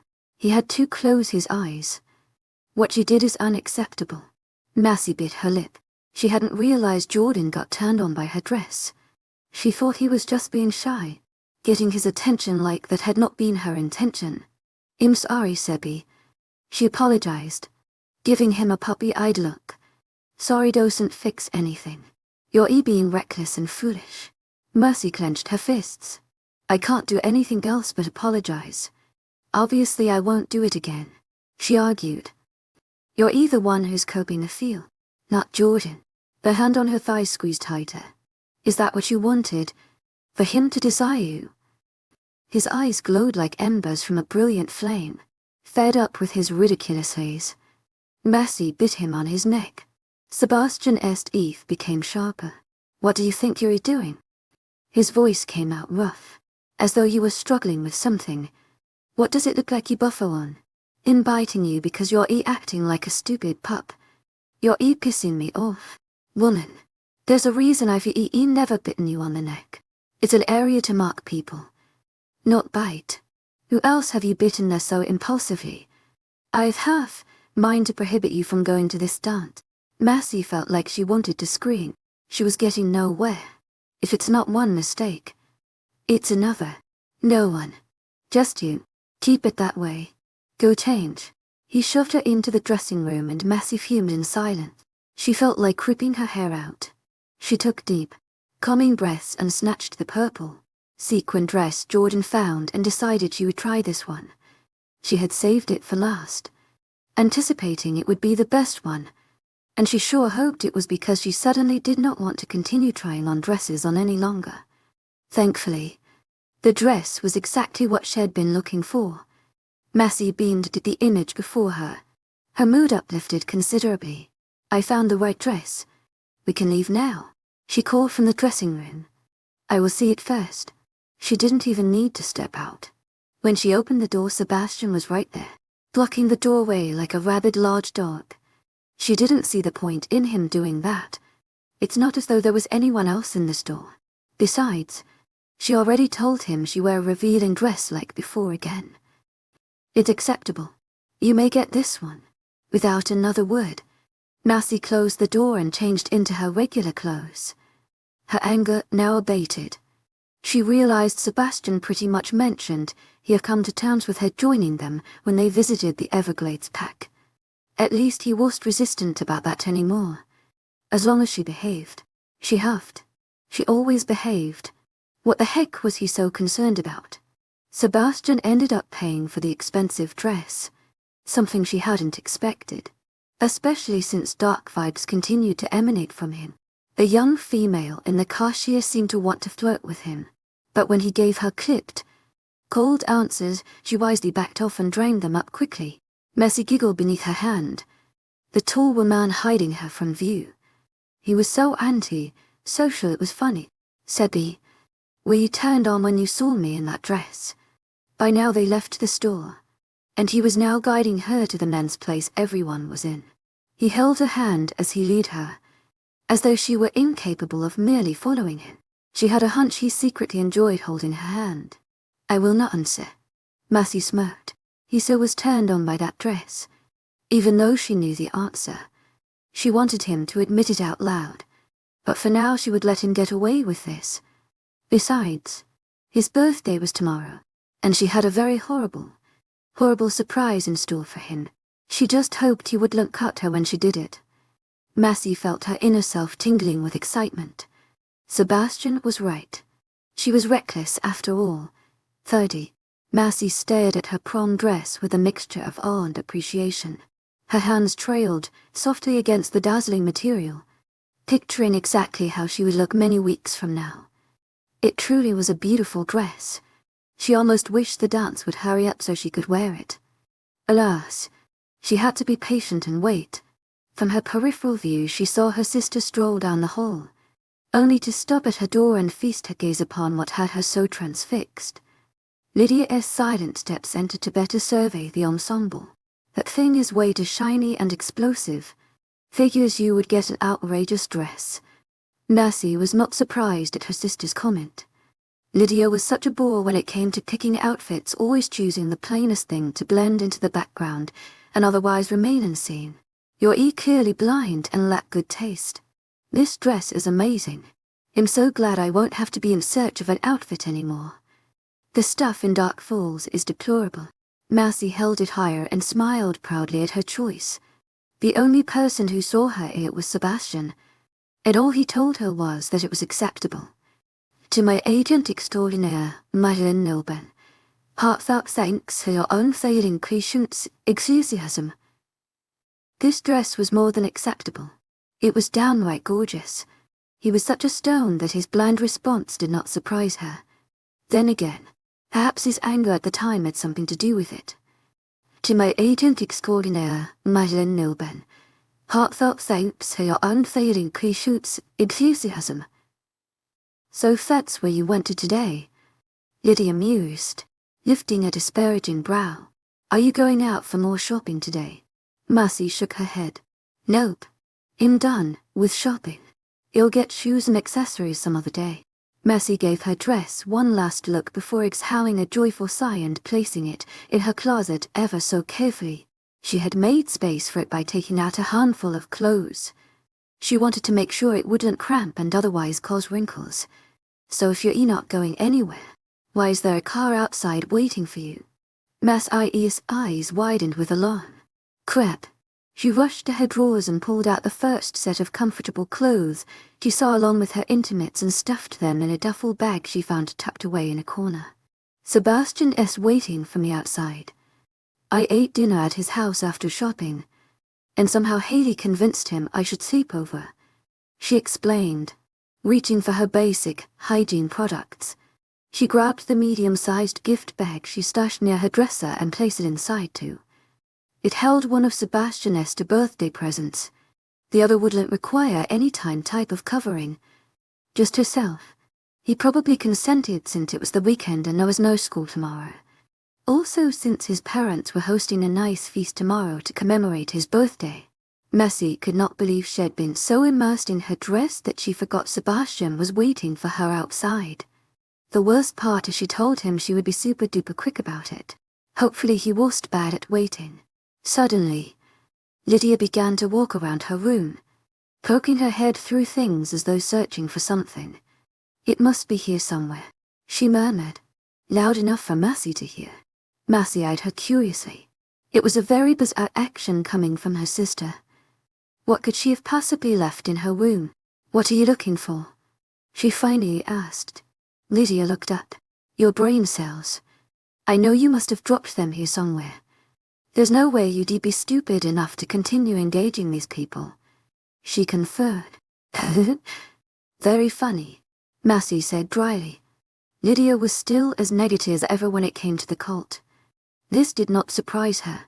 Her sister was stubborn, unnecessary so. Good luck to the mule of a man that had to deal with her. She zipped her duffel bag closed, but not before tucking in a modest black dress for tomorrow. It reached slightly past mid, but was off the shoulder and looked classy and elegant. She had many more lucrative options to choose from, but since the entire pack was joining she did not want to look too sexy. Sebastian would fly off his rocker and she wanted to continue making a good impression. She'd save the more exposing dresses for future private dates she expected Sebastian to ask her out on. Eventually, how are you going to explain to Mom that you're sleeping over a boy's house? The purple-eyed beauty smiled slyly. Lydia, you have much to learn. I can say the same thing without it sounding alike. I won't tell her I'm sleeping over Sebastian's house. Otherwise she'll go on and on about the birds and the bees. I'm telling her I'm sleeping over Kristen and Haley's house. See what I did there? Mercy gave her a conspiratorial wink. Her mother probably wouldn't make a huge deal if she explained the whole situation. It's not like she was sleeping in his room. She'd probably share with 𝐊𝐲 or sleep in the guest room. Nevertheless, with Sebastian waiting outside, she didn't have much time to delve into that, so she'd just give those details. Lydia placed the back of her hand on 𝐿𝐲𝐬𝐵's forehead and clucked her tongue. Yep, it's official. You are sick with that horrible disease called love, a wolf. Side effects include idiotic decisions, delusions of a man liking her back, and wild behavior. Mercy licked her hand, causing Lydia to bounce back in disgust. 𝐸𝐸𝐸, she screamed. I hope it's contagious. Mercy laughed, grabbing her duffel bag and skipping cheerfully down the stairs. Her sister was truly something else. Lydia followed after her, her face twisted in a most unpleasant fashion. She hated germs, and Mercy used that to her advantage. That was disgusting. Since you want to be all gross, I guess this is the best time to tell you Mom noticed his car and decided to go outside to greet him. I ever so happily stayed indoors, she said snarkily. Mercy froze in her steps and gasped. Oh no. No, no. No, no. Her mother thought she was dating that man, and if wrong words were exchanged, she would be in huge trouble. Taking note of her altered mood, Lydia's lips converted from distaste to a victorious smile. So much from Kristen and 𝐊𝐲's house. She taunted. This time she was laughing, regaining her senses. Mercy Power walked to the front of the house. Exactly how long had those two spoken? Now she had to do damage control and hope she came unscarred in the process. When she reached the door, she was surprised to find Sebastian out of the car and standing on the passenger side speaking casually to her mom. He stood straight with no slouch to his posture, completely towering over her mother, who was currently giggling over something he said. Mercy cowled and imagined what Sebastian could have possibly said to make her giggle, especially since he had his typical nonsense face on and didn't appear to have said a joke. As she hurriedly reached them, she heard the tail end of her mother's response. My daughter is a wild one. I'm so glad you've appointed yourself as her protector. That is so cute. Mercy sighed in relief. That didn't sound bad. Now she had to stop her talkative mother from continuing her babbling. Otherwise she'd go on and on the whole night. Hey Mom, done bothering Sebastian yet? She started tugging her back into the house. I was not bothering, sweetie. I just wanted to say hello. You've done a horrible job introducing, so I took it upon myself. Smiling in triumph, yet nevertheless allowing her daughter to take her back inside. By Sebastian, she called, waving at him. Sebastian waved back, a rare small smile curving his lips. Okay, how come he was all nice and friendly with her mom, but it came to her he did not smile that often. No fair. At the door, her mother leaned down to whisper, He's so handsome, honey. Definitely a good pick. Way better than the last one you brought home. Much more mature and put together. Mercy laughed. The last boyfriend she brought home was some rich playboy she somehow managed to tame. He let go of all his side girls to be with her, but ended up being too childish for her tastes, so she let him go. She liked men who could hold her down, not the other way around. It's one of his best traits. Mercy agreed. She kissed her on the cheek and went off to join Sebastian in the car. Her mother waved from the doorstep and watched them go. Sebi, what exactly did my mother say? Attempting to grasp information on the conversation they had. More specifically, whether or not her mother hinted at them being boyfriend and girlfriend. She said you told her about me. And Mercy pressed. Why was this man so vague? Getting information from him was like pulling a splinter from a finger. I told her you're sleeping over at my house. We talked about other things and I assured her I'm taking care of you. That I make sure you're safe. Mercy sighed in relief. Perfect. Looks like word of her lying to her mom was nowhere in the conversation. For now she was safe. Otherwise it would be awkward. Especially since she knew how against the whole boyfriend-girlfriend title he was. It was a huge no for him. My lovely Sebi, you truly are the cutest. She kissed him on the cheek. He scrunched his brows in puzzlement. Cute? Why do you women insist this is cute? I do not understand. Messi giggled. He was so cluelessness. Then, changing the subject. I have something to give you at home. It's a book. James found it in our library, and since you'll be joining us to Everglades, I thought it'd be helpful for you to read it. We're leaving 2 weeks. Messi squealed. Yeah, this is gonna be so fun. How are we getting there? Prior to coming here, she never heard of Everglades. Was it even in the same state? It's one of the furthest packs. We'll be taking a plane there. Messi nodded in awe. She didn't think it'd be like this. For how long will we be there? More or less 3 days. It shouldn't take too long. We leave Friday after school. I told your mom already. He smiled in an amused manner. She assumed it was a school trip. I did not correct her. Messi laughed. Her mother would think that. The last school she went to was full of rich kids, and they often went on extravagant trips. How perfectly convenient. When they reached Sebastian's home, she settled her things in 𝐊𝐢𝐬's room, who was ever so excited to have her there. Messi decided to go ahead and take a shower. Today was a long day, and she wanted to lightly pamper herself before joining the group in the living room. Late Friday nights were movie nights here, but Messi never stayed long enough to enjoy them. Sebastian always dropped her home at a responsible time, and he was very against her staying out too late, even if it was with him.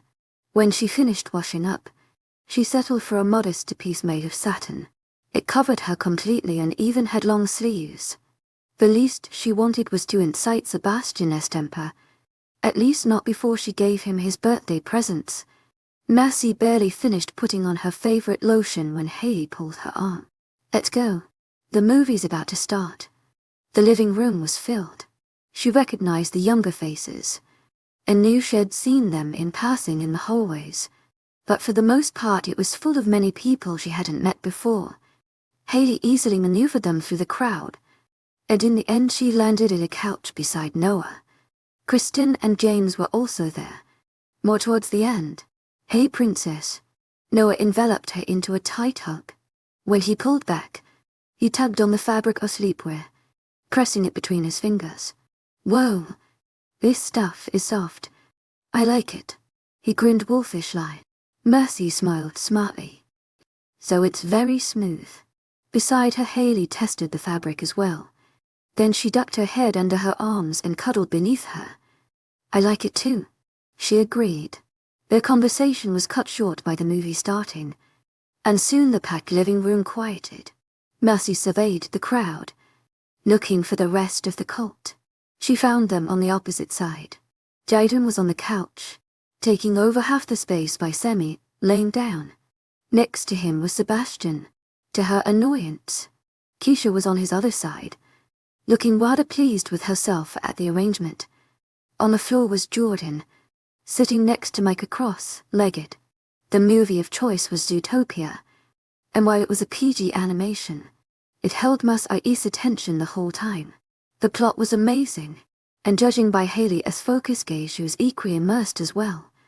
The movie was too long, and by the time it finished it was 11:30. The crowd dispersed, and a handful stayed to play some games. Messi found her eyes trail back to where Sebastian was seated, and judging by his current proximity to the blue-eyed she-wolf, it appeared Keisha had slowly inched herself closer, and closer to him to the point of touching.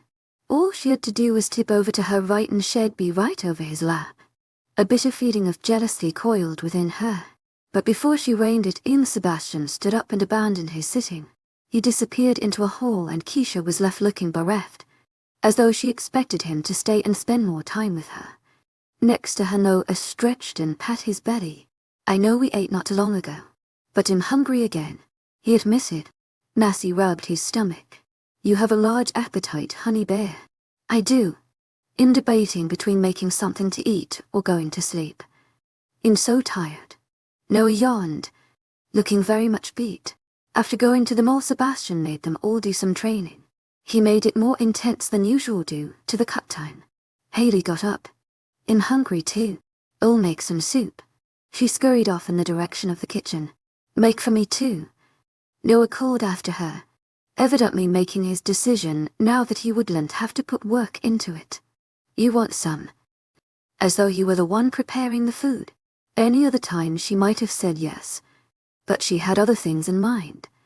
No, it's almost 12 o'clock and I want to be the first to tell Sebastian happy birthday.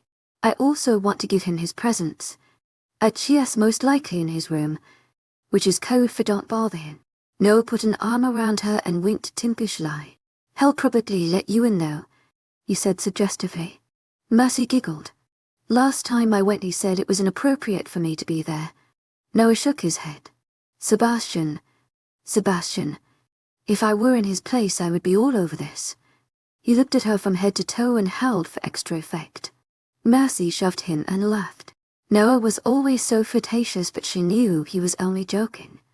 But seriously, the guy has it so easy. He have to put in work. He huffed in mock indignation. 𝐿𝐲𝐻𝐵, you have so many girls in school pinning after you. They're terrified of Sebastian. They think 𝐿𝐲𝐻𝐵 very mean, so they easily flock to you and your good looks. And it was true. While the females appreciated Sebastian's aesthetic qualities, Noah was much more easily approachable. He radiated friendliness and was a jokester at heart. Out of the whole cult, he had the most friends in their high school. The buff man didn't seem to agree. He had a far-away look. Ironically enough, the one my wolf wants isn't terrified of him.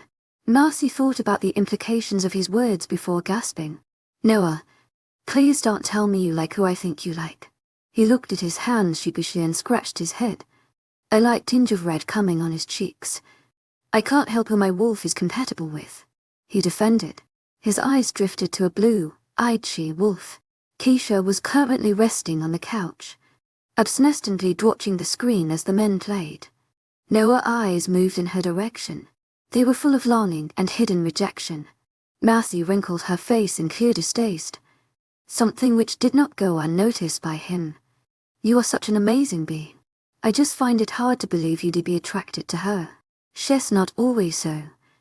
To my agent extraordinaire, Madeline Nilben, heartfelt thanks to your unfailing patience, enthusiasm.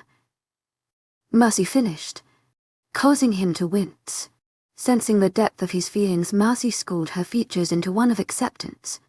To my agent extraordinaire, Madeline Nilben, heartfelt thanks to your unfailing patience, enthusiasm. You can't help who you fall for. It's not as though Sebastian were the most lovely bachelor. Sorry, I just don't have the best history with her. But if it helps, she is super strong and gorgeous. Can't deny that. She supplied. I've seen her soft side. He opened up. It's nice and I really love it. I can sense how Wolf is attracted to me too. But she's so attached to Sebastian for saving her.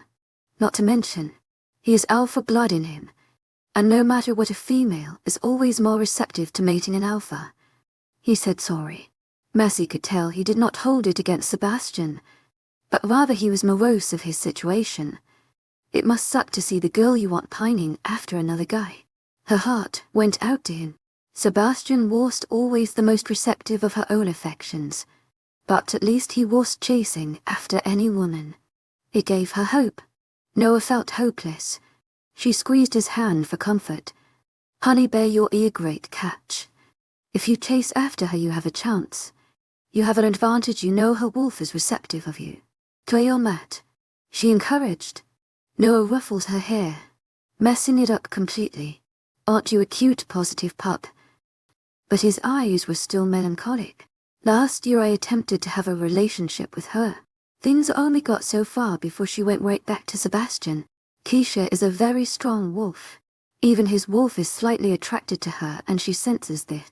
That's what she told me. For that reason I never told my cousin I had feelings for her. He confided. Mercy felt her heart lurch. This sounded so sad. Does Sebastian still not know? Noah squeezed her hand. No.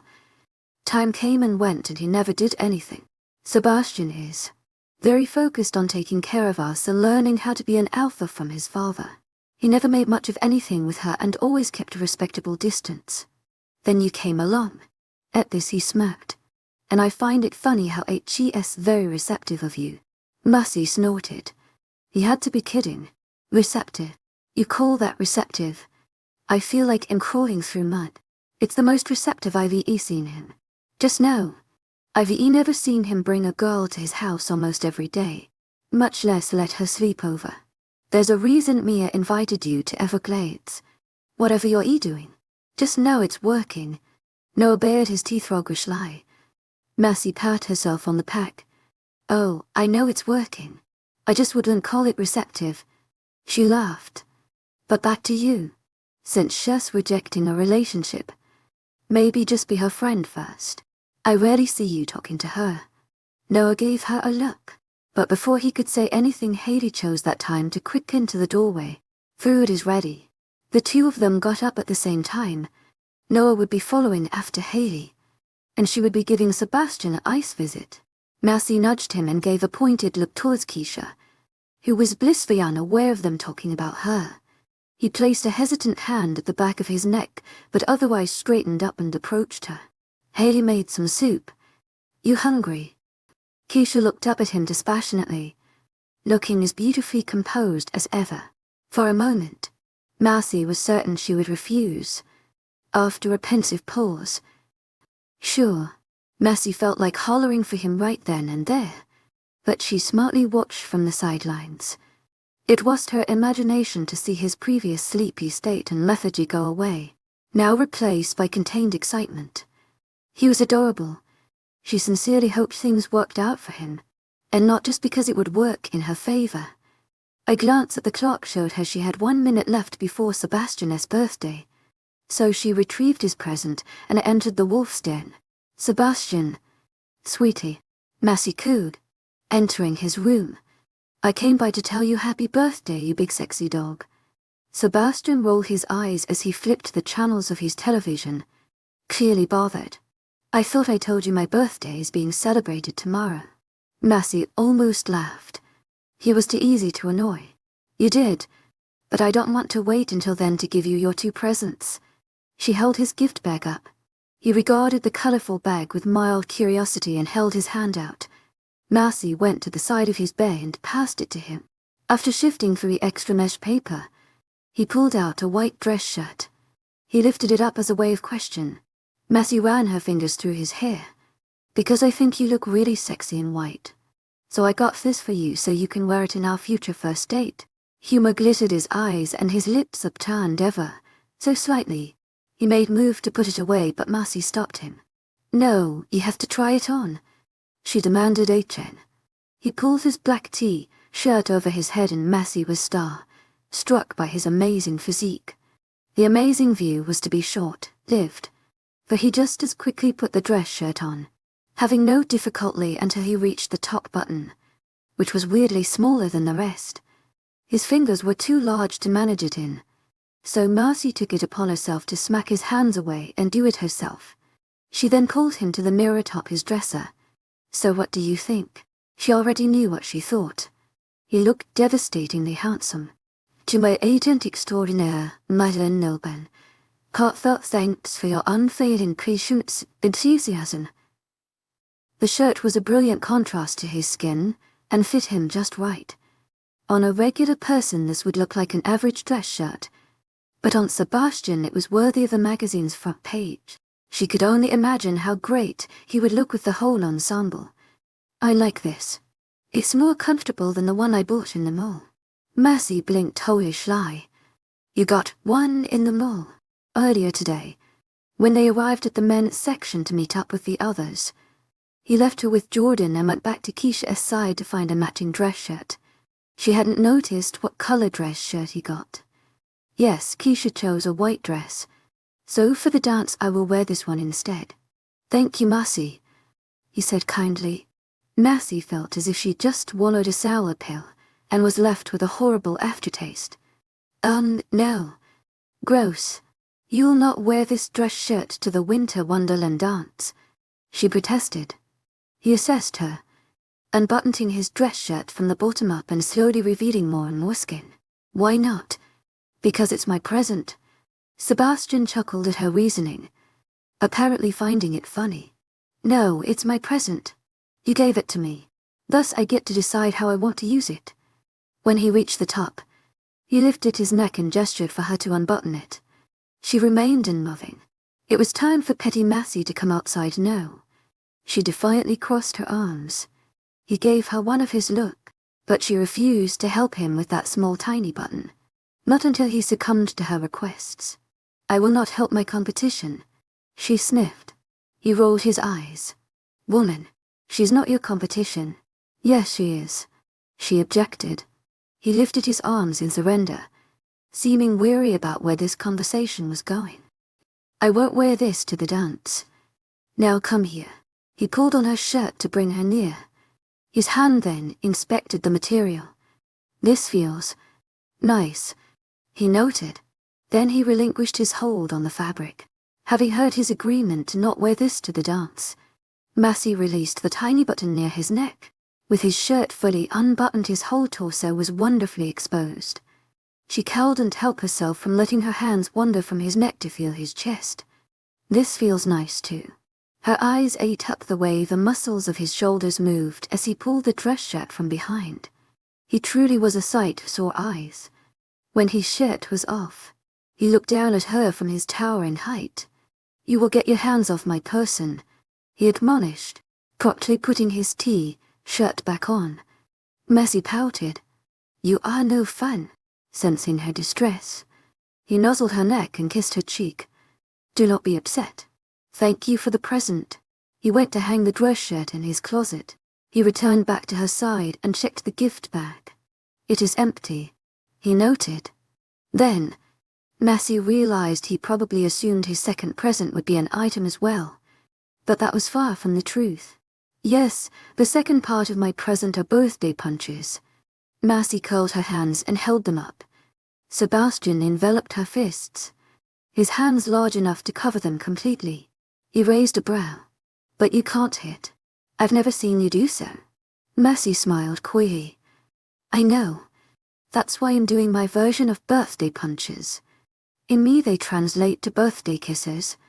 So I get to kiss your cheek 18 times. Immediately his guard went up and the hands around her fists tightened. "Absolutely not." Massey groaned. She should have known it was too easy. She didn't see what the huge deal was. At the end of the day, she always gave him a kiss on the cheek anyway. With 17 more. Why not? She winned. "Because if I allow you to do it on me, you will do it to the others on their birthdays." Massey shook her head. "No, Sebi.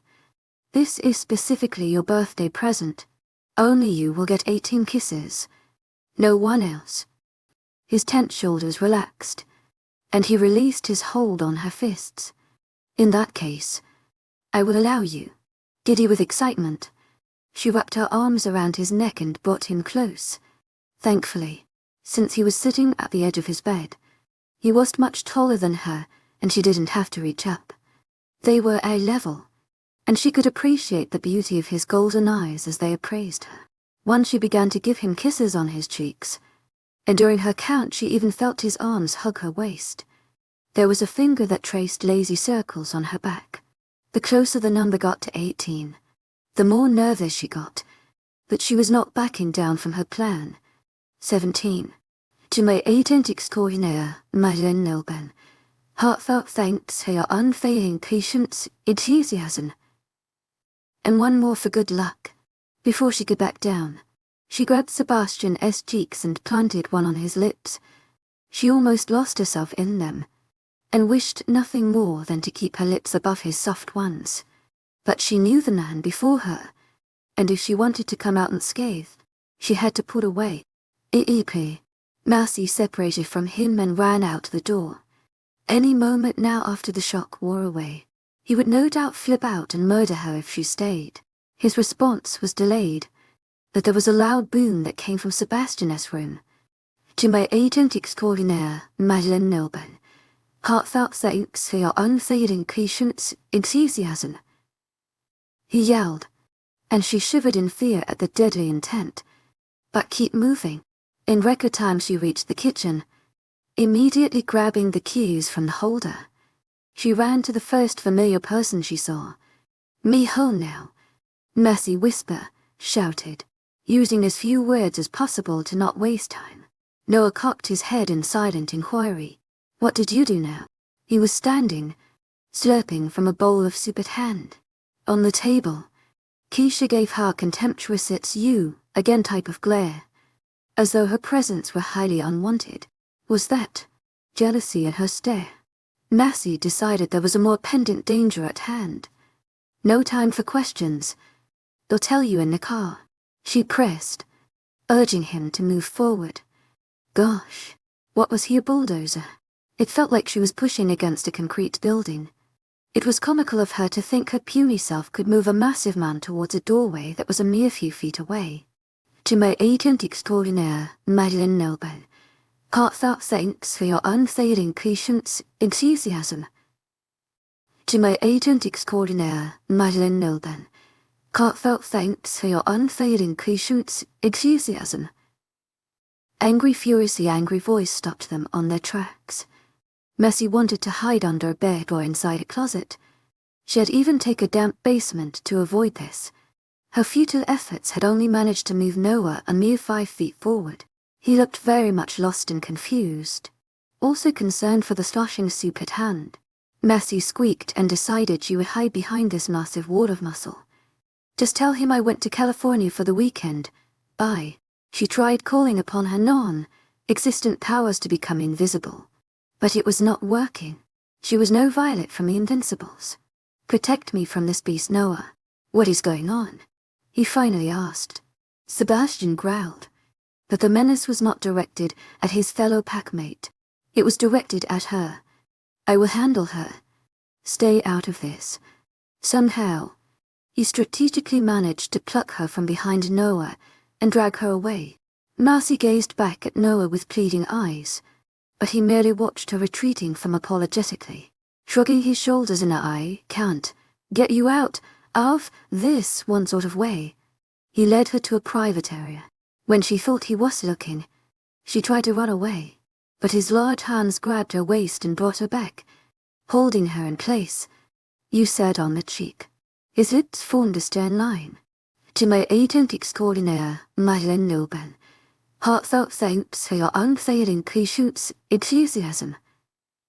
About but his icy glare froze her from speaking further. You are not allowed in my room again. Massey gaped. You are overreacting. It's not enough, he responded, purposely mishearing her outcry. Next time you even knock on my door, I will bite your ass. She opened her mouth to speak, but his teeth sharpened, and he pressed against her. Bring them chest to chest. He did this to intimidate her, and this time it was working. One of his hands traveled dangerously low on her back, almost to reach her behind. The other went really high against her thigh. It was obvious which region he was bringing attention to, but didn't touch. Don't make me give you a sample. Unlike the last time I bit you, I'll make sure this really hurts, he threatened, voice full of promise and deadly intent. Do I make myself clear? Massey squirmed under his raging amber eyes and nodded meekly. Don't be mad. She whimpered. I just wanted to kiss you. He continued to stare down at her for a few more heartbeats. I don't think you know what kind of dangerous game you're playing. She felt his hands tighten and loosen in repeated cycles against her skin. Only her smooth pajama set a separator from his fingers. He released her and sauntered back to his room. It was only then that the air felt light enough to breathe.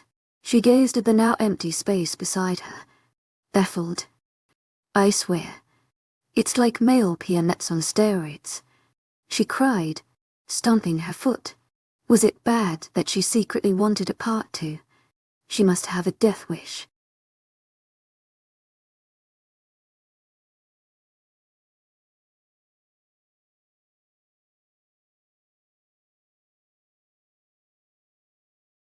I just turned down a super rich werewolf who was willing to build me an entire city. And yet all I want is to go back to my boring hometown. 31, did you read the book? Yes, Massey replied, seamlessly slipping into a lie. 2 weeks ago, not many hours after her disastrous kissing fiasco, Sebastian ever so kindly went up to her and shoved a small book into her chest. It was black, with strong gold and ridges and a title she couldn't quite remember. but she knew by his quiet explanation that it had something to do with packs. 𝐿𝐤𝐷𝐞𝐝𝐬, heartfelt thanks for your unfailing 𝐂𝐤𝐧𝐑 enthusiasm. And something else. She hadn't managed to even read one page of it. 𝐿𝐤𝐷𝐞𝐝𝐬, heartfelt thanks for your unfailing 𝐂𝐤𝐧𝐑 enthusiasm. It was because she'd been kind of salty, okay.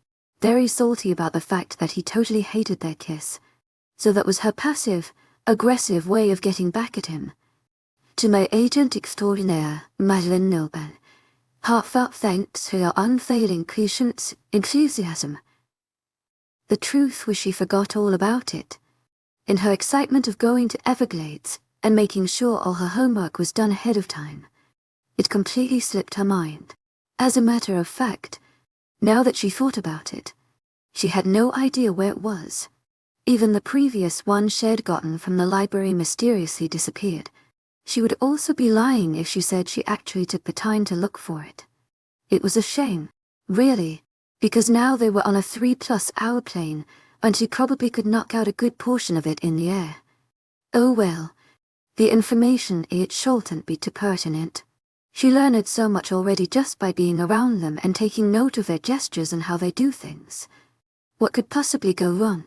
The only obstacle that presented itself for this trip manifested yesterday. Late in the night as she was helping them pack when Matt truly sucked at folding. 𝐾𝐤 was the cause of the altercation. She complained about not being given the option to go. And despite her never previously consenting to an assignment before, she argued to take Marcy's place. Marcy was more so curious as to why she never agreed to an assignment before rather than the fact that she sought to sabotage her sort of, but not, widdity vacation. Noah later privately told her 𝐾𝐤𝐬𝐃 for fear of encountering werewolves due to her past even if there were no threat of them in some areas. It appeared Marcy going sparked a rivalry in her and she was willing to override her emotions. The whole argument was squashed when Papa kindly reminded her she was still grounded, and Marcy knew it was because of the time she tried to snipe her. Now that's just beautiful. Who would have thought 𝐾𝐤 trying to harm her would end up being so useful? Now she got to enjoy first-class eating next to her man, who unsurprisingly forced her to take the window seat while he took the aisle one to better stretch his legs. She had a vague feeling they paid for these spacious seats because they wouldn't comfortably fit in the economy one. It seemed Sebastian bought her lie, for there wasn't any suspicious in his eyes. Good, he acknowledged, evidently relieved she supposedly read the thing. Marcy winced at the relief that laced his voice. Yikes. Maybe she should have read the thing. She wouldn't spend too much time dwelling on that mistake, though. It was too late now. Besides, how dare he ask her right when they're already on the plane and heading there? Sebastian brought out a black, velvety box from his pocket. He paused, as though to collect himself, and then met her eyes with a steady gaze. I told you before that in order to come we would be doing things my way. For your protection I need to ensure no Everglades werewolf is rash enough to forcibly mate you. So to do this we will enter as an engaged couple who has not yet mated. Marcy squealed and jumped in excitement. Oh my gosh. Are you proposing because the answer is yes? She wrapped her arms around his neck and gave him a long, extended kiss on the cheek. Sebastian sighed and looked up, as though he knew he would be in for a crazy next 3 days but had already accepted it. Woman, is my head on your lap? I am not proposing. I'm merely telling you we will appear to be engaged. Traditionally, there is a period of engagement before the wedding happens and a couple is mated. We will pretend to be in such a time for the entirety of this trip. Marcy pouted. Doo-hoo. You ruined the mood, Sebby. Loud enough for the others around them to hear. Thankfully, the whole section was brought out by the cult. Jordan poked his head from in front of them.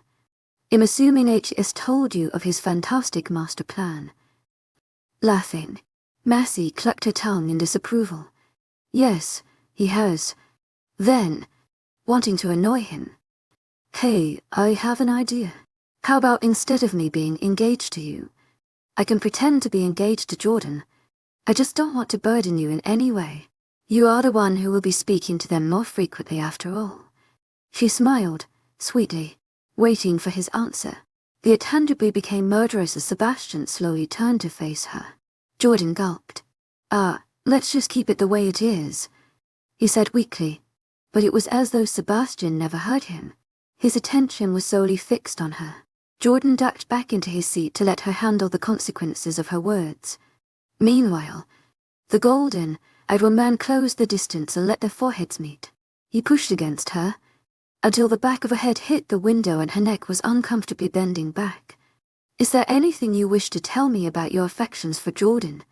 His voice was low, intending for only her ears to hear. She couldn't help but feel as though she was standing on a tight rope.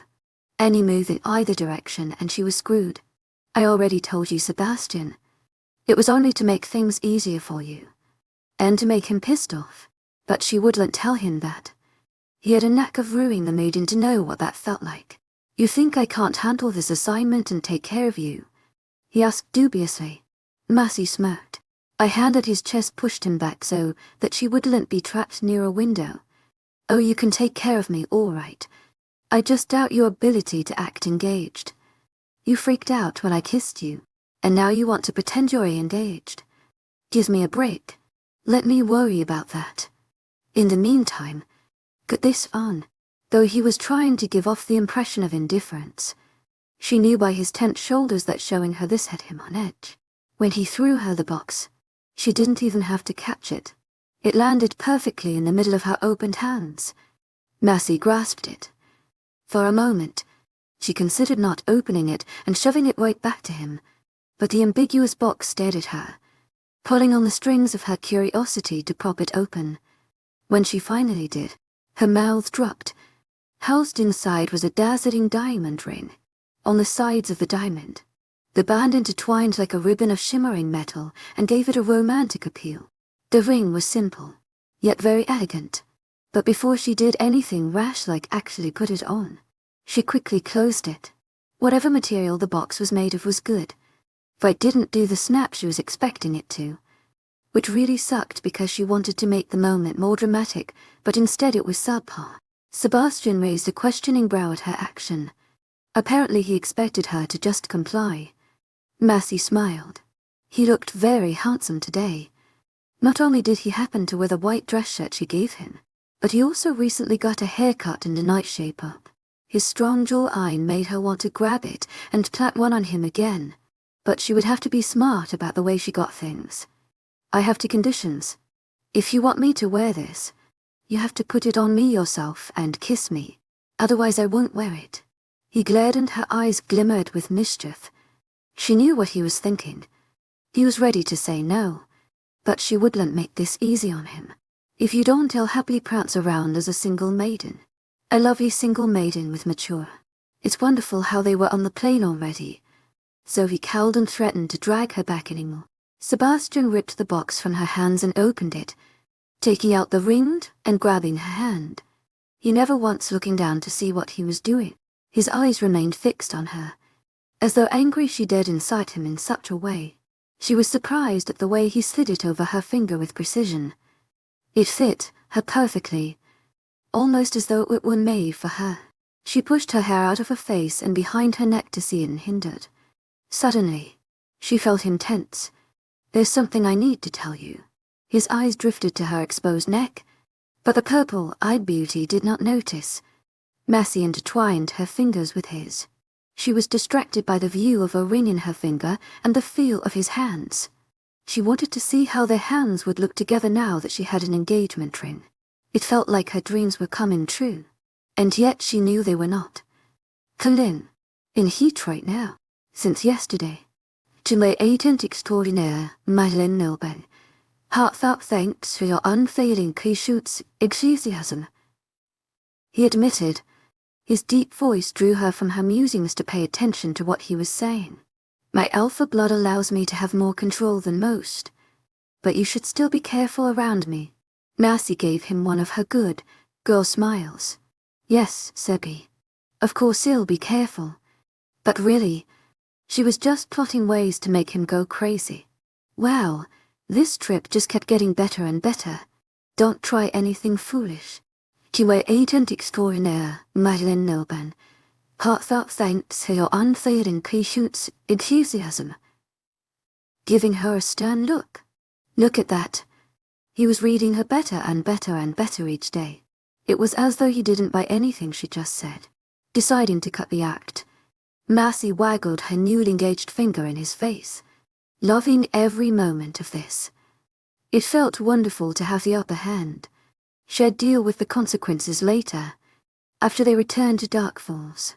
If you want me to keep this on, I still need a kiss.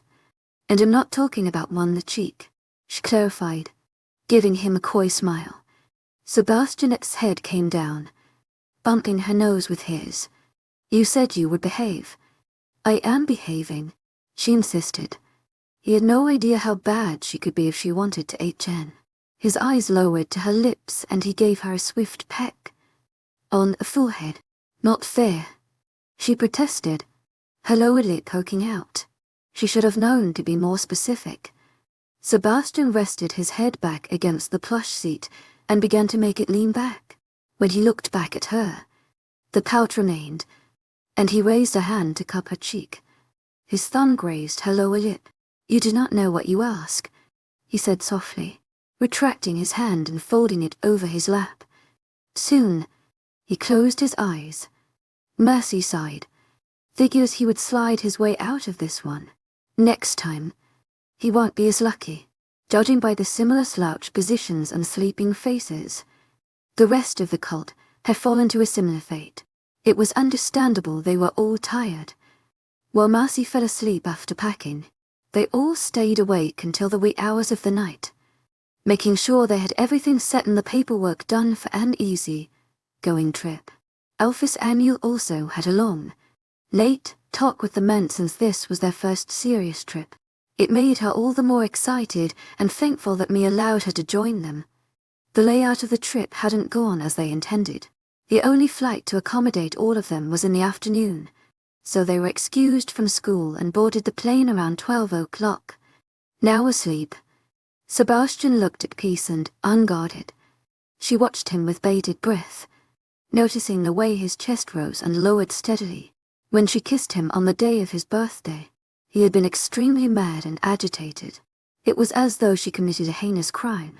Funnily enough, the following days he seemed to exhibit more affection, and didn't push her back as much when she was being overbearing. She was still not allowed anywhere near his room, that was made clear, but he was slightly less reserved. Mercy pressed the button to incline the seat back for added comfort. She turned the TV and settled for watching a romantic comedy.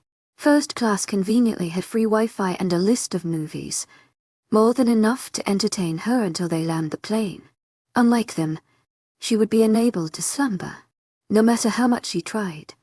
The long movie was an excellent distractor, for after it was past midway, the flight attendants began to line the corridor in effort to take people's orders and prepare the food. She happily began to shake Sebastian awake. Wake up, Sebi. Roughly shaking his shoulders. In moments he was awake, regarding her with half-lidded eyes. Why did you wake me? They're starting to pass out food. He yawned, but his posture remained languid and relaxed. Right now, he looked ever so approachable and non-dangerous, adorable, like a big, cute wolf. When the flight attendant reached them, she gave them a menu to make a selection. One of the perks of flying first class is that they wouldn't have to get the plain sandwiches served in economy. Marcy easily chose the chicken Alfredo pasta. She felt like eating carbs today. Sebastian was not as quick. His amber eyes continued to survey the short, albeit diverse list of selections. Seeing her opening, the flight attendant smiled cockathiously at him and even bent down to explain the selections, as though Sebastian himself cowled and treated the descriptions. But really Marcy knew she just wanted to give him an excellent view of her chest, which failed miserably, because his eyes never strayed from the paper at hand to acknowledge her. A slight nod was all he gave to indicate he even heard a word she was saying. Regardless of his inattention, Marcy was still peeved at the way the woman was offering herself to him. There was a ring on her finger now, and regardless of it being real or not, he was hers until it came off.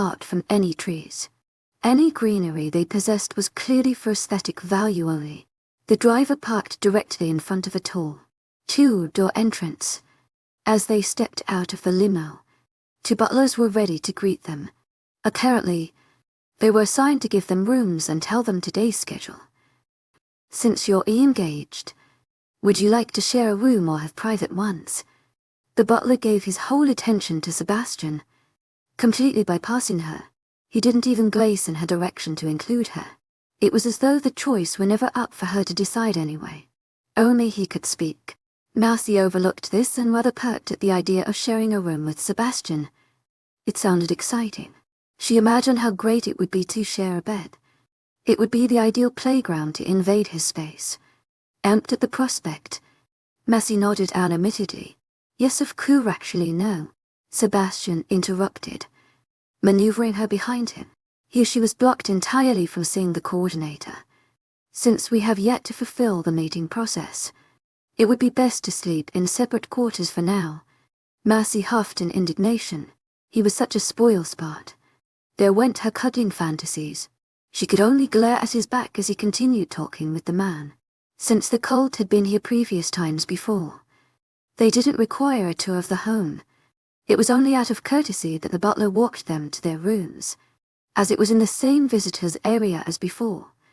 Her room was expectantly beside Sebastian's, and when the butler gave his farewells, she immediately left his side and went into her room. She was put off that he refused to share a room with her, feeling very much miffed. Dinner wouldn't come for another 2 hours, so she would take advantage of this time to settle down and rest. Not too long after, Sebastian entered with her suitcase in tow. I have your things. Marcy lifted her chin and looked away from him. You can leave them right there. Goodbye. She clicked. Sebastian dropped her suitcase, but instead of leaving, he came to her instead. Since she was sitting on the bed, he had to crouch to see her eye level. I know you don't like this set up, but it needs to be this way. Is the idea of being in a room with me really that revolting? She brought up, to my 𝐿𝐸𝐧𝐼 𝐷𝐸𝐻𝐸, heartfelt thanks for your unfading enthusiasm. Sebastian made move to touch her, but seemed to think better of it and retreated. Merci. I am currently going through a moment of heat. I've already explained to you the risks associated with it. The least I need to happen between us is an accidental mating. What would be so bad about that? I'm a great catch. She threw. Sebastian sighed. It's not how I pictured things. You have no idea what you're getting into. And I refused to choose a mate for myself in a moment of fleshly weakness. He responded, an undertone of disgust seeping into his voice. Deciding to ignore him, Marcy took off her shoes and laid down on the bed. The mattress was comfortable, and now that she was on an actual bed, perhaps she could catch a quick nap. His golden eyes followed her movements, and once he saw she was indeed determined to not speak to him any more, he stood to his height. They'll come pick you up for dinner. His smooth voice made her want to crawl to him, but she wouldn't. Instead, she made sure she laid sideways with her back to him and her face to the wall. Whatever.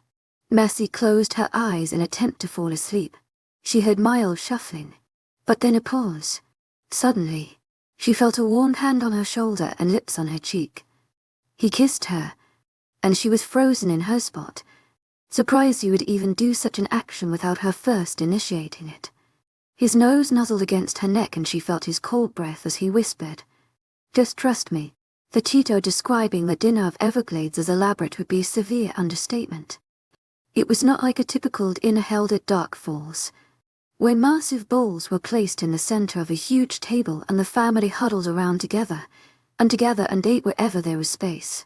To my agent extraordinaire, Madeleine Nilben, heartfelt thanks for your unfailing enthusiasm.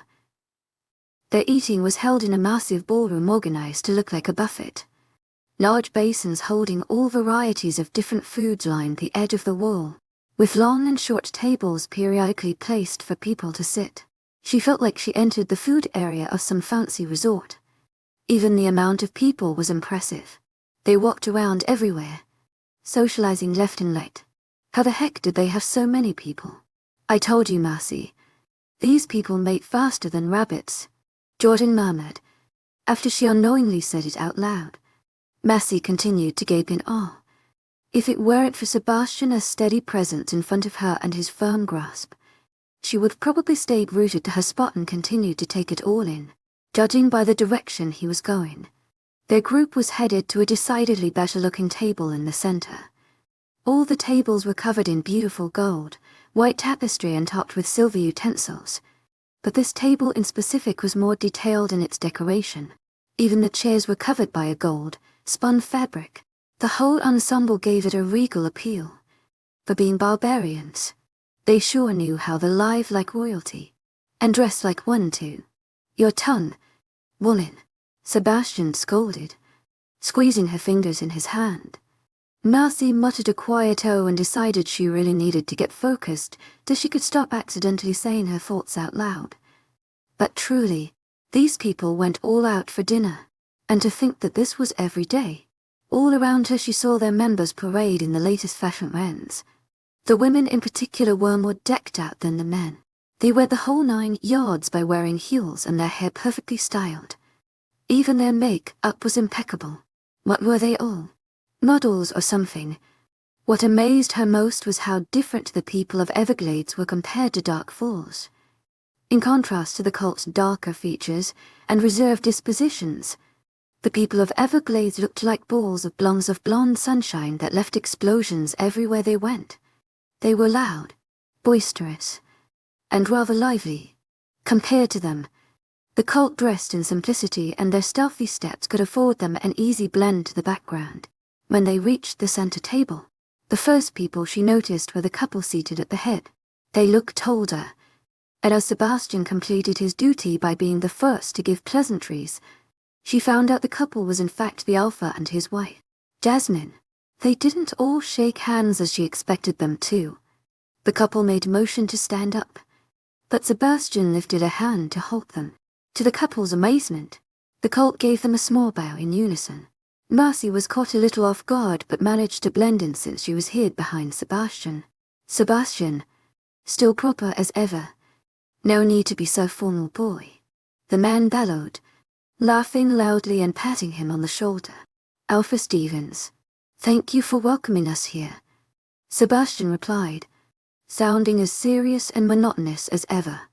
You're free to come as often as you like. Ah, and who is that little doe I see hiding behind you? He inquired, twisting his neck to get a better view of her. Sebastian moved to the side, exposing her to the scrutiny of 2 ocean blue eyes. There were mild signs of crow's feet at the edge of his eyes, and some vague lines of wrinkles on his forehead.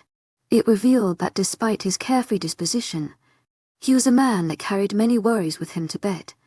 This is my fiancée Marcy, Sebastian introduced, not once letting go of her hand. Marcy smiled brightly, feeling more at ease and not so out of place now that she was introduced.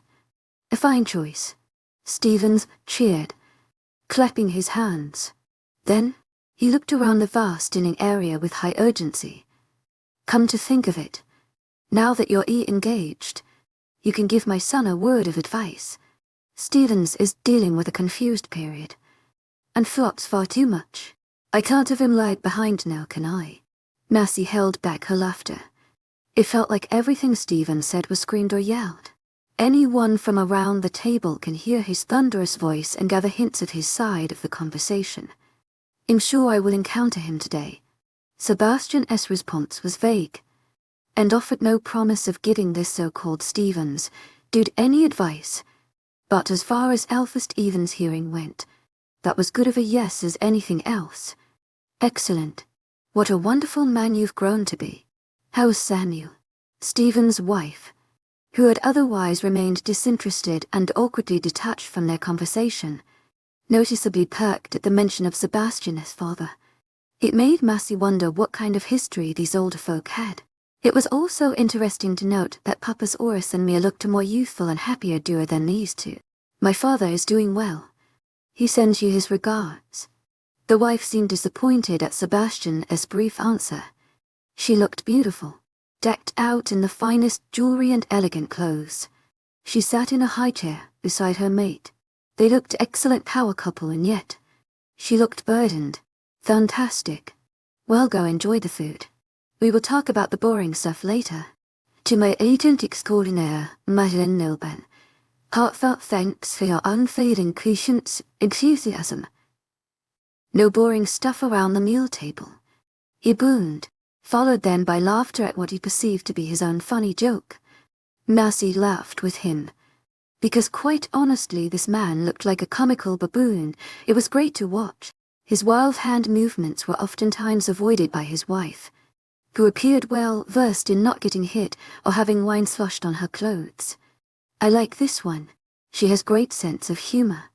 Sebastian nodded out of politeness and then guided their group to one of the buffet tables. Finally, Noah grumbled, being the first to grab 𝐊𝐤𝐳 colored plate station at the beginning of the table. Mercy followed after him by being second. That was cute how you guys all bowed. Very official looking, she complimented, serving herself the rice. Sebastian shrugged, seeming to find the earlier action non-consequential. It wastes less time. We can all bow at the same time and get it over with. Shaking hands with everyone would be a hassle.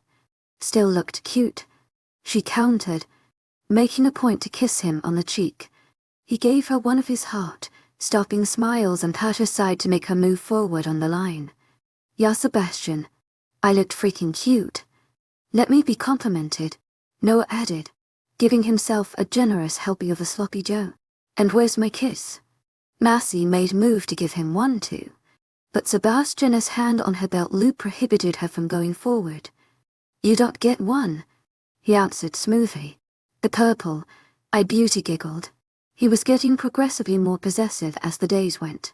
It was moments like these that reminded her that although he wasn't as forward as other men when it came to pursuing her, he still had a clear interest. After serving themselves, they found an empty table spacious enough to fit the 5 of them. Did you guys notice how excited the Elf's wife got when he mentioned 𝐴𝐴𝐴? Mercy brought up, unable to hold it in any longer. Jaden was the first to respond. I did. No doubt has to do with their previous history. Oh, someone spill the tea, she enthused, dropping her fork on the plate. Her food was already forgotten as she grasped the edge of the table and leaned forward. Jaden cocked his head to the side, confused. There is no tea on this table. And why would I make a mess? Sebastian rolled his eyes. Mercy, if you wish to be nosy, just ask my mother. She'll tell the story to any soul willing to listen to her long babblings. She gave him the thumbs down. I give you a horrible rating. I want at least some kind of information to keep me placated until we go back. Noah chuckled. Long story short, Jasmine used to have some kind of relationship with 𝐴𝐴𝐴. She's actually originally from our pack. Then 𝐊𝐤𝐳 came into the picture. Drama. Stephen stored Jasmine away from Samuel. More drama. Jasmine regrets leaving Samuel. But too late. Happy ending and Sebastian is born. Mercy ruffled Noah's hair. The story was concise and lacked details, but knowing his low attention span it was to be expected. She'd get the juicy details from me later. She'd been meaning to hear of her love story for a while now. I appreciate you. For a guy, that was great. He took a big swing of his soda and burped. Thanks, princess. I'm glad you see my good qualities. This food is very subpar, Jaden commented, shoving a spoonful of salmon into his mouth, then shaking his head at the flavor. You did have a point. While the food was excellent in presentation, it lacked the most important essence, its taste. That's because you're a talented chef. Out of all of us, you would notice it most. To my agent extraordinaire, 𝐿𝐤𝐬𝐸, heartfelt thanks for your unfailing patience, enthusiasm. I'm going to get some dessert, she mused, getting up from her seat. She hadn't eaten much of her food yet, but the idea of sweet sounded pretty good right now. Enthusiasm. In the dessert area, she skipped over the cookies and brownies, feeling they were too basic to grab her attention. She opted for a piece of carrot cake, for chocolate-covered strawberries which were so fun to place in the flowing fountain, and a glass of some syrupy drink. She was slowly surveying the other options when a looming shadow came behind her. When she turned, she was met with aquamarine eyes and pale blonde hair. A cocky smile was on his lips, and he radiated confidence. Instantly she knew the type. He was casually waiting for her to start conversation and even flirt with him. It's what he was used to. And while it's great he had high self-esteem, he needed to step off her personal space. Sorry, it'll let you get a better view, she said, moving to the side under the pretense of letting him see his dessert options. His eye openly appraised her, and judging by the way they glittered she knew he was liking what he saw. No need to go anywhere at all. The view was fine from where you were, he responded. Mercy blinked. Oh, definitely flirting. Time to nip it in the bud before it got out of hand. Sorry, Blondie. You're not my type. Not your type. His expression was one of incredulity. It was obvious he had never gotten turned down before. With his boyish good looks, it's not surprising he was used to having girls fall at his feet. Mercy could relate to him. She felt the same way when she first met Sebastian and he purposely avoided her. Nevertheless, there was a first time for everything, and this would be his. Yeah, I've already went through my playboy phase. Now I'm into the tall, dark, brooding types who are in denial of when they like a girl. It was funny to think that in another period, she would have probably entertained him, but things were different now. Her heart was already taken. You're kidding me? He deadpanned, disbelieving. Mercy held up her engaged finger. Nope. Thankfully. They eventually come around. She smiled. Dang it. Guess I lost my chance, huh? He chuckled. On the bright side, there are many beautiful single girls here. Her eyes fell to a pretty she-wolf dressed in impossibly high heels. She looked like a glorious sky 𝐿𝐴𝐿. Up, in the merry sky, ceiling. The blue-eyed woman followed her line of sight. No thanks. I don't want my bitten off, he said sorry. Mercy laughed wholeheartedly. She'd had to hold her drink away to avoid it splashing over her. He gave her a toothy grin. Oh, I made you laugh. What's your name, female? 𝐊𝐢𝐳𝐷𝐞𝐝 𝐊𝐢𝐳𝐷𝐞𝐝 𝐂𝐴𝐜𝐳𝐷𝐞𝐝. She placed her drink down and held up her hand. Nice to meet you. The pleasure is all mine, he murmured suggestively. He didn't offer her his name, but she didn't care enough to ask. Not like she should be making male friends around here anyway. The worst that could happen is they misinterpret her meaning. Out of habit, she pushed her hair off her shoulders and began to pick up her drink again. But his new interest was undeniable. You're engaged, but not marked. He smirked in satisfaction and took a step closer. Mercy took a step back. 𝐊𝐢𝐳𝐷𝐞𝐝 𝐊𝐢𝐳𝐷𝐞𝐝. She should have remembered that they didn't do things the old-fashioned way by giving women a choice. They just bit them at their own fancy, even with an engagement ring. He still felt he had a chance. I will be marked very soon, she stated firmly, hoping to cut through any ideas of his. He closed in on her, like a snake sliding up to his prey, but she wisely stepped away from him the nearer he got. You've ever heard of that saying? Finders keepers. Losers. Well, he smiled deceptively, letting her figure the rest out. Suddenly, a tall frame intercepted them. The air switched from light, weight to one filled with hostile energy, so much so that it made the blue-eyed man move several steps back. Mercy felt the cackling power at the edge of her senses. Warning. It felt like a dangerous buzzing current, poised to wreak havoc and major destruction at any given moment. She had never felt something so intense. What was this? You will stay away from her, Stevens. Mercy sighed in relief. Grateful to have Sebastian with her, she felt all the tension leave her shoulders. She was safe. At the mention of the werewolf's name, she immediately realized this was the alpha son, the one whose father asked Sebastian to help him settle down. Stevens chuckled. A female with mature. It's in high time since your pack has indulged in another of this type. Please tell me she's only your ward, and that the man she's engaged to is a lesser wolf. Sebastian's eyes narrowed. Don't try my patience. She's not only my ward, But my 𝐿𝐷𝐸, he acknowledged sorry, holding his hands up in surrender, his eyes filled with grudging acceptance. Don't worry, brother. He'll make no move romantically. I won't even touch her. You have my word. Friends only.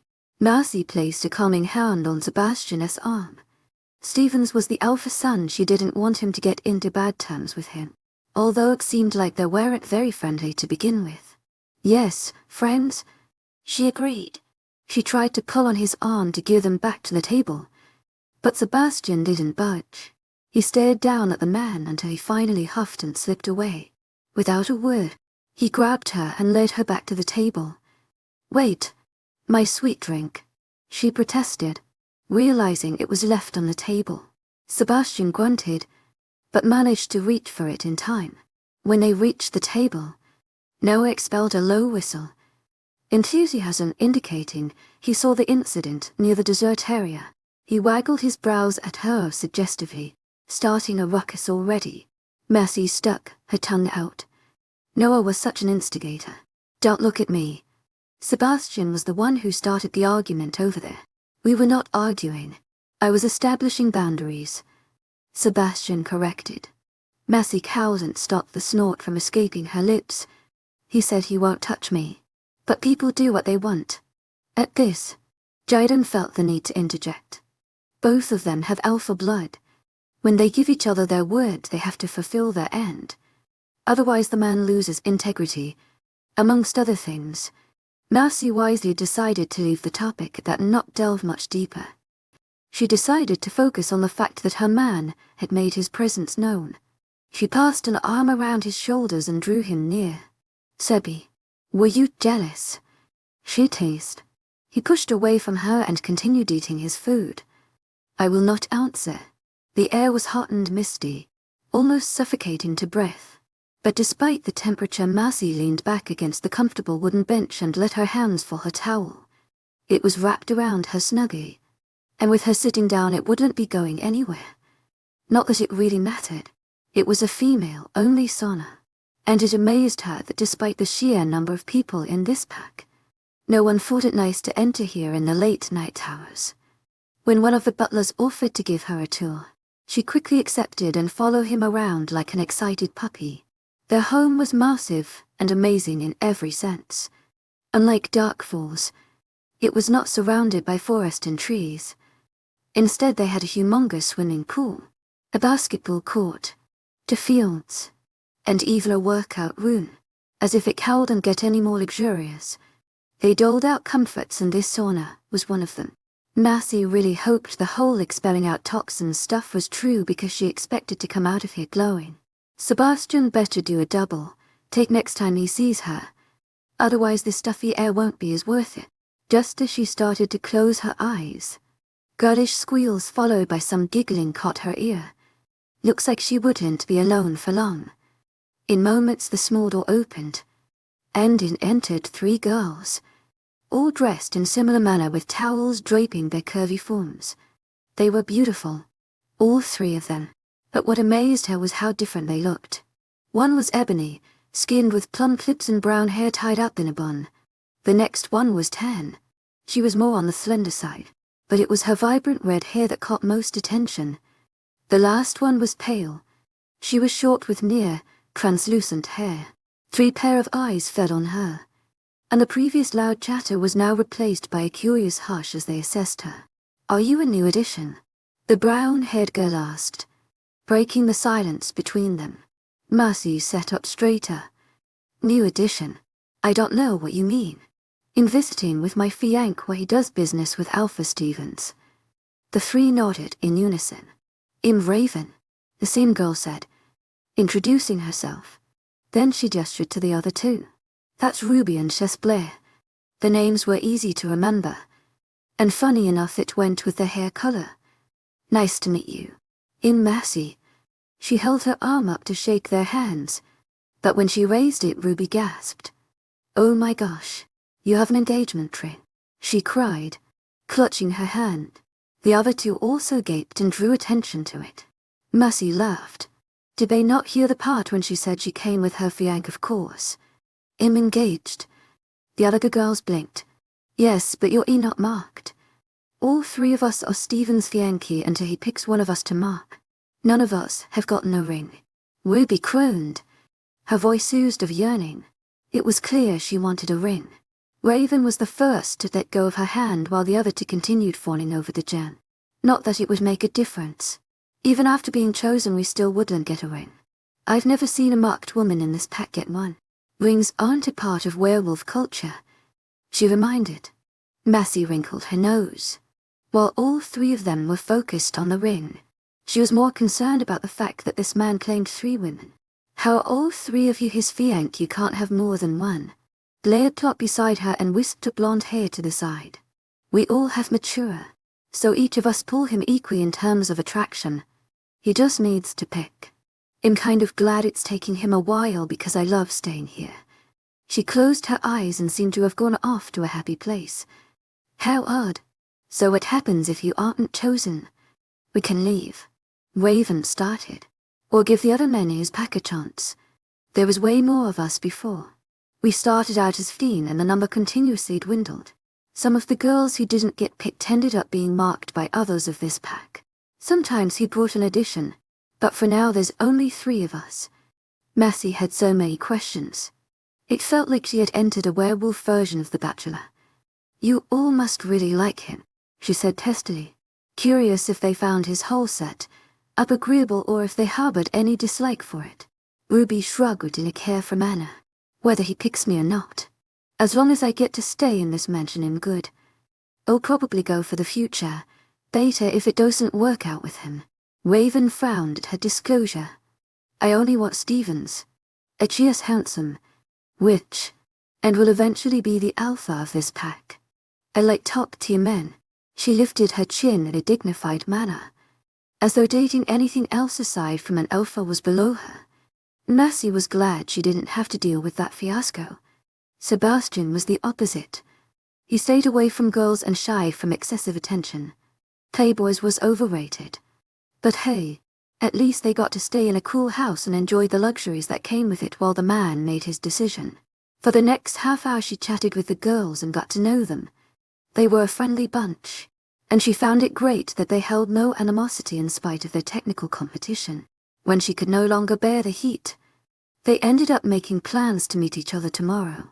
They even offered to pick her up in her guest suite, seeing as their rooms were far off in another area and she would have difficulty finding it.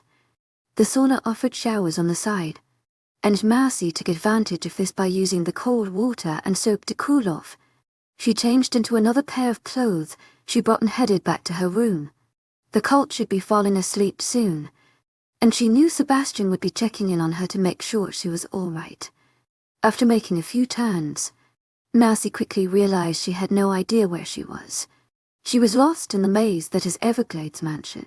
The worst part is she was wearing a skimpy summer dress that if Sebastian somehow found her wearing in public, he would be sure to bite her head off and bury her with a derogatory comment. Oh my, the treats they send to this house keep getting more delicious by the batch. I definitely want a taste. Mercy felt herself squirm. The words of the stranger felt slimy. She considered taking another cold shower, with all the innuendo this man splashed on her. It's not Halloween, buddy. No trick or treating around here, she retorted, wondering why her luck had to be so abysmal. The man would be considered handsome by today's standards. Tall, nice face, strong built, but his most definitive feature was his nose. It looked like it had been smashed up a couple of times and made crooked by the repeated impact. No doubt he enjoyed getting into brawls and unnecessary confrontation. Talk about a facial feature that gave a man character. His eyes gleamed with predatory interest, roving her rakish lies though he hadn't eaten in over a month. It happened to be his favorite meal.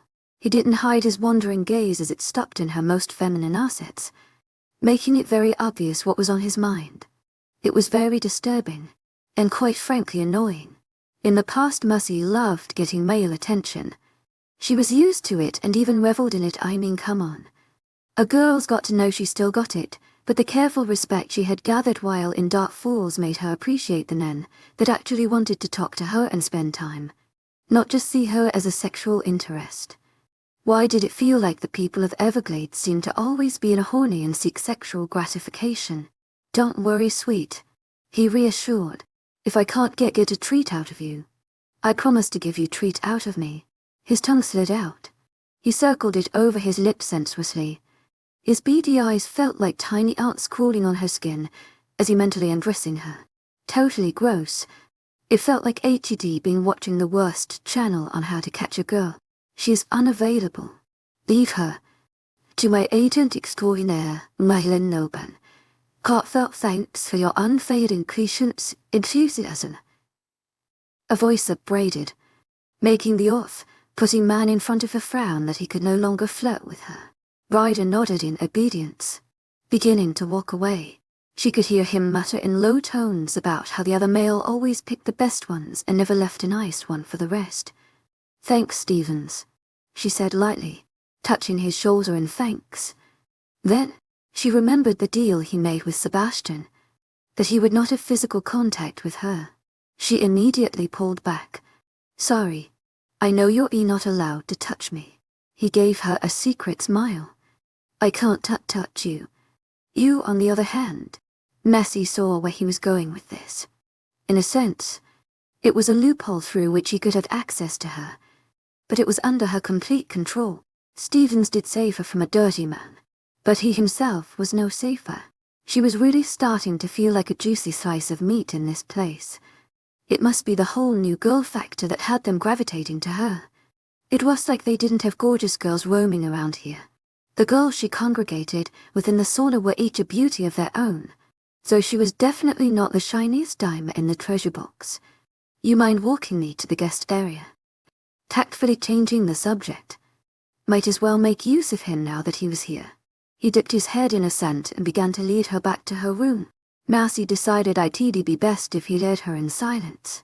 He hit on her before, and the least she wanted was for him to have the slightest inkling of hope in ever catching her attention. Stevens didn't have the same idea in mind, for he tried to coerce her into conversation, and she felt forced to answer him back so as not to appear rude. How long have you been engaged to Sebastian? He inquired, his eye were drawn to the ring on her finger. For some time now. The answer was vague, but her Aunt Sebastian hadn't exactly sat down and discussed what their whole story would be. She didn't expect anyone to ask those questions. Stephen smirked. Hearing her answer made him more arrogant about whatever was running through his head. Most girls keep obsessive tabs on how long they've dated or been engaged. It shows the success of a relationship. You're not as concerned. It would be remiss of her to not notice the way he jabbed their relationship. You're right. Most girls do. I focus more on the content in my relationship rather than the pretty number for everyone else to see and congratulate. Just because a couple's been dating for a long time doesn't mean they're happy together. She hoped her response would put him off. She didn't want him to grow suspicious of their relationship. Thankfully, he changed the subject. Dark Falls. I've been there when I was younger. It's nice enough, but the area is not so lively. Very basic suburban. Very quiet and boring compared to the city. Crowds always attracted me, but yet you live separated from it in a huge mansion for privacy. To my agent extraordinaire, Madeline Noban. Heartfelt thanks for your unfailing patience, enthusiasm. He interjected, making a left turn. Our pack is large, one of the biggest ones, and the wealthiest. We've started various successful businesses.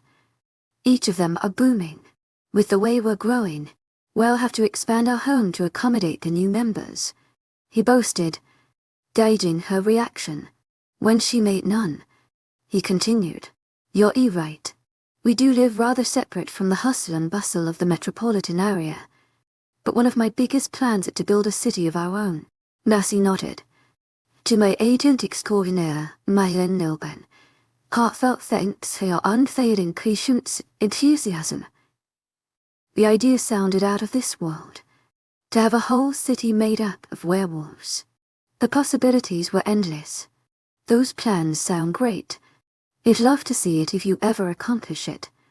I will accomplish it, Stevens affirmed. He sounded determined and driven, like a true businessman. Then, his tone shifted. I have observed you. You are a lively girl yourself. I don't believe Dark Falls is for you. Soon you'll grow tired of it and its usual people. This area is better suited for you.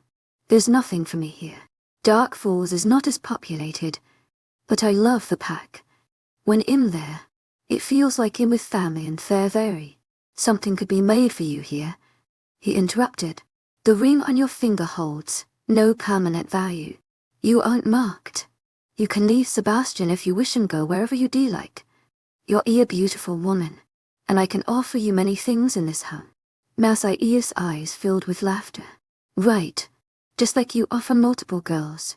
Stephen stiffened, and judging by the way he passed a hand by his neck, it was clear he hadn't expected her to know about them. It's important to have options, since you have so many. You definitely won't be needing me. She paused. Contrary to what you might believe, this ring does have value to me. It shows it included my choice, but will carry over to every aspect of our relationship.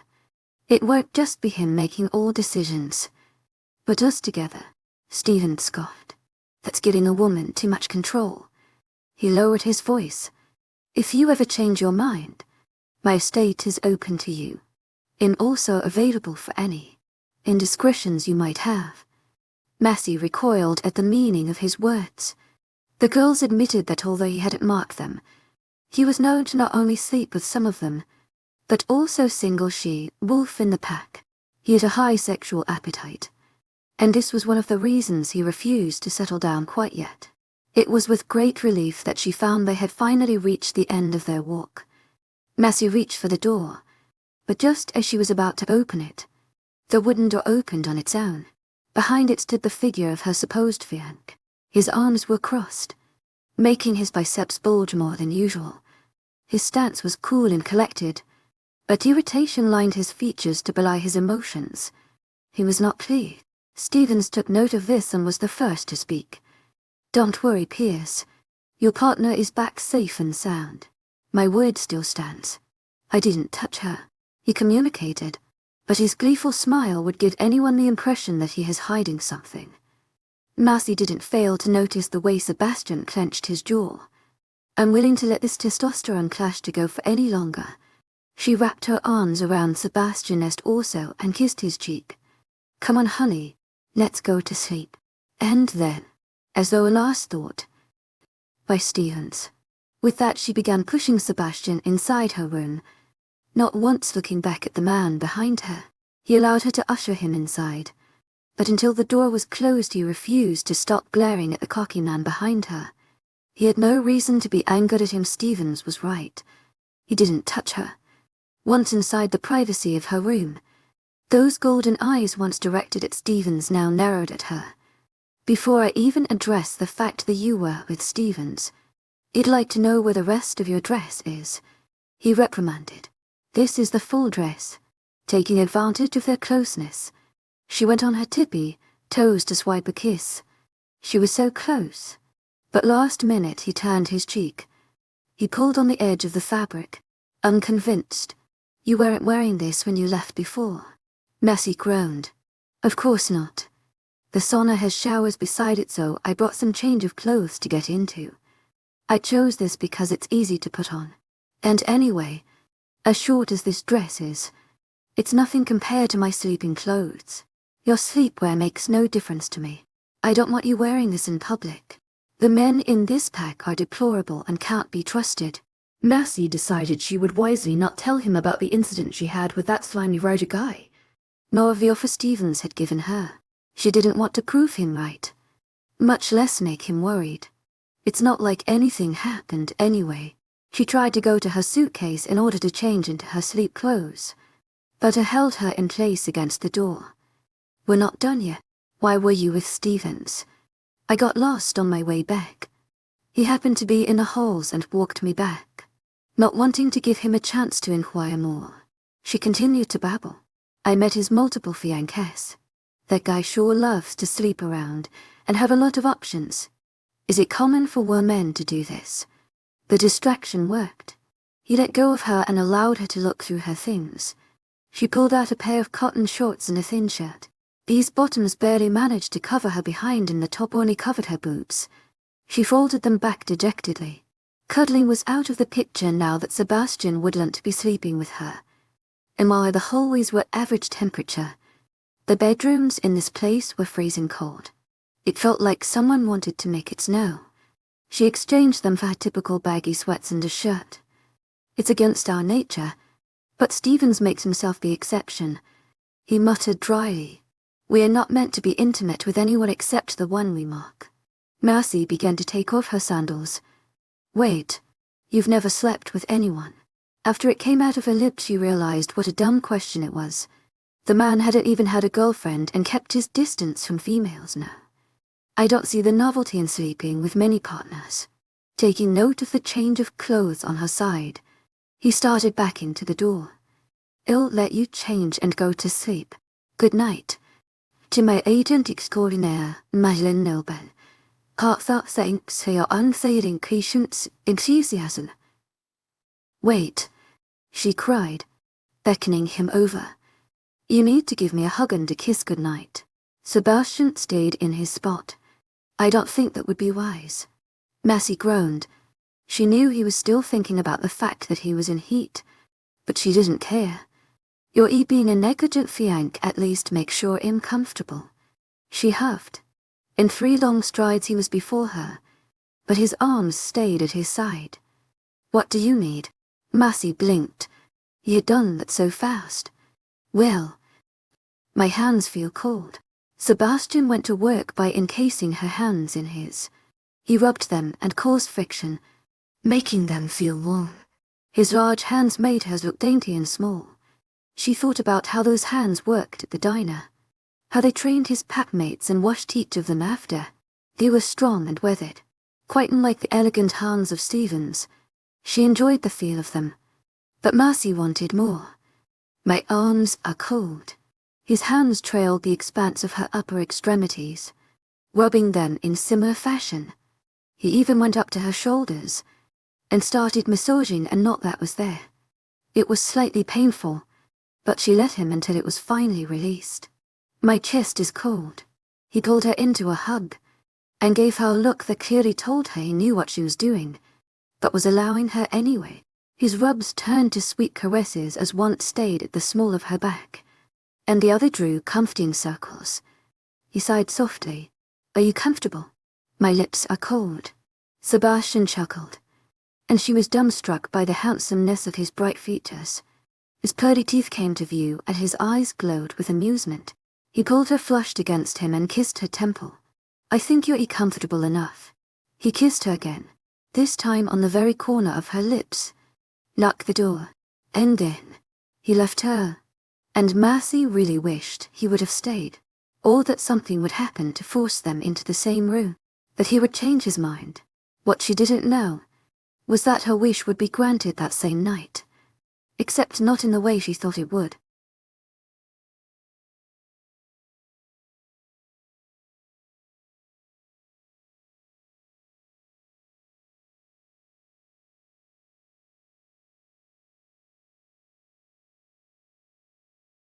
I thought he was my protector, but I didn't realize his love came with control. When he used his power to make me obey, I discovered that behind the sweetness of love lies such a cold shackle. 33 Mercy woke up to a powerful knock on her wooden door. The suddenness made her jump off the bed, her heart thrumming in an accelerated rhythm. Her footsteps were uneven as she ambled to the door. Still drowsy from sleep, she was about to unlock it when she realized she didn't know who it was, much less have a peek, hole through which to check. "Who is it?" Her voice came out muddled and confused. Who on earth would be knocking on her door at 2 in the morning? "Open the door." Mercy pulled the door open, and half-lidded eyes regarded her supposed fiancé. The view before her woke her up better than any alarm clock could. She stepped back in shock. "To my agent extraordinaire, Madeleine Nobel. Heartfelt thanks for your unfailing patience and enthusiasm." Ugly Nash ran diagonally down his left arm. It looked like a pair of claws had injured him. It was bright and red, letting her know it was recent. She frantically assessed him from head to toe. looking for any more injuries. To her great relief, he otherwise remained unscathed. Would have no questions. Take your things and bring them to my room. Confused, she obeyed him and grabbed her rolling suitcase. It was a good thing she had been too tired to make herself at home and take things out. When she stepped into the hall, she gasped at the unconscious figure of a man near her door. It was Ryder. His mouth lolled open and blood was gushing down his nose. One of his arms were bent in an unnatural position and there was a huge gash on his abdomen. His face was swollen, and he was sure to have a horrendous bruise when he woke up.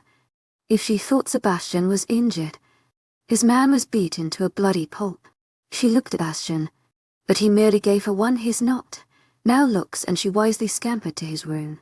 Now was not the right time to ask for explanations. "I'll be back. Lock the door." The door closed with a silent thud and Massey went to do as she was told. She curled and held pressing her ear against the wood to listen. The noise of someone being hauled over and taken to another place was heard. She pulled away, stunned at the recent turn of events.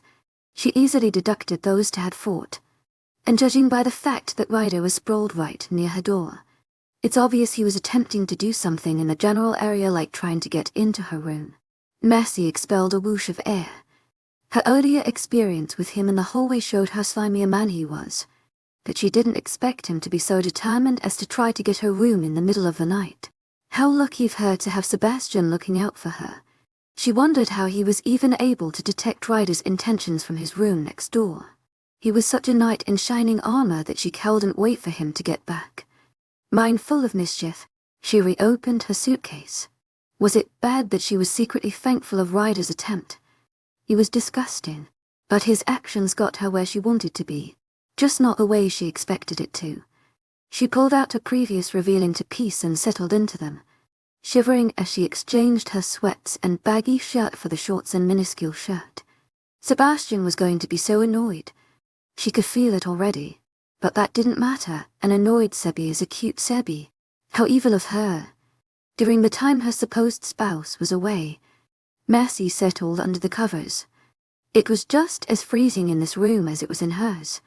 She decided that no matter what, she would make him kiss her tonight. If his actions were any indication, he wanted one too. He was just being bull-headed and stubborn. A little closeness and he would surely lose his control. The gentle knock on her door made her more excited than she should be, especially amid recent events. She should be concerned. She should be afraid and mortified at what could have happened, but she couldn't find it in her to respond that way. To my agent extraordinaire, 𝐿𝐻𝐬 𝐊𝐢𝐬𝐾𝐈𝐻𝐬. Her hand poised on the locked door. Not yet granting entry, yes. His deep voice resonated through the door, ensuring her it was him. It made her heart lurch with anticipation, and a sudden wave of self-consciousness settled over her. Should she change back and miss out on the fun? I think not. With a spark of determination, she opened the door wide. She noticed two things off the bat. One, the previous injury on his arm seemed to have supernaturally healed at a pace to where now it was an imperceptible scar, and to Sebastian looked like he was about to lose his mind. And not in a good way. His eyes were startled as he gazed at her, eyeing her from head to toe. She had a vague feeling he wanted to stop but couldn't. How satisfying. It's about time she left him speechless. It was a shame that his open admiration of her was short-lived, for in seconds he growled in anger and grabbed her arm, slamming the door shut in his wake. She heard the resounding click as he locked it. Massey would have made a joke about how that door would be defenseless against people like him, and would only keep respectful people from entering, but she figured right now was not a good time for jokes. Have you lost your mind, woman? Why are you wearing this? Go change your clothes. She crossed her arms. No, I can wear what I want. Her tone sounded petulant and defiant, but she didn't care. He liked what she was wearing. She saw it in his eyes earlier. She refused to change it just because it made him feel uncomfortable. You were wearing sweatpants before. Well, I changed my mind. These shorts were calling my name. So there. Besides, it's clear you want some of this, she said smugly. grabbing a hold of his hand. "I don't want some of anything." He denied. His eyes betrayed him as they coursed over her again, full of wonder and restrained want. He cleared his throat and looked up, suddenly finding the ceiling to be an amazing piece of structure, even though it was painted a basic white. Massey snorted. He was in such denial, but it was ridiculous. Just wait until she managed to get him into bed. Let's see how much he won't want this. "Really? Want a bet?" she asked. Sebastian ignored her and closed his eyes. He seemed to be focused on something, gathering his bearings. Then, when he opened his eyes again, she saw determination. He pulled a large T-shirt from his pile of folded clothes that she folded __ and forced it over her head. His top was so large that it not only swallowed her entire torso, but reached past her shorts. But then again, they were not covering much to begin with anyway. 𝐿𝐢𝐳𝐥𝐼𝐬 𝐑𝐞𝐝𝐬. Heartfelt thanks for your unfailing 𝐊𝐢𝐳𝐧. Sorry, not sorry. Massey groaned. She had been expecting him to finally go wild on her. Why did he have to be so controlled?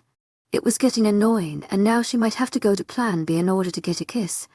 The thought of him even seeing you in this. 𝐊𝐢𝐳𝐥𝐼𝐬 𝐑𝐞𝐝𝐬.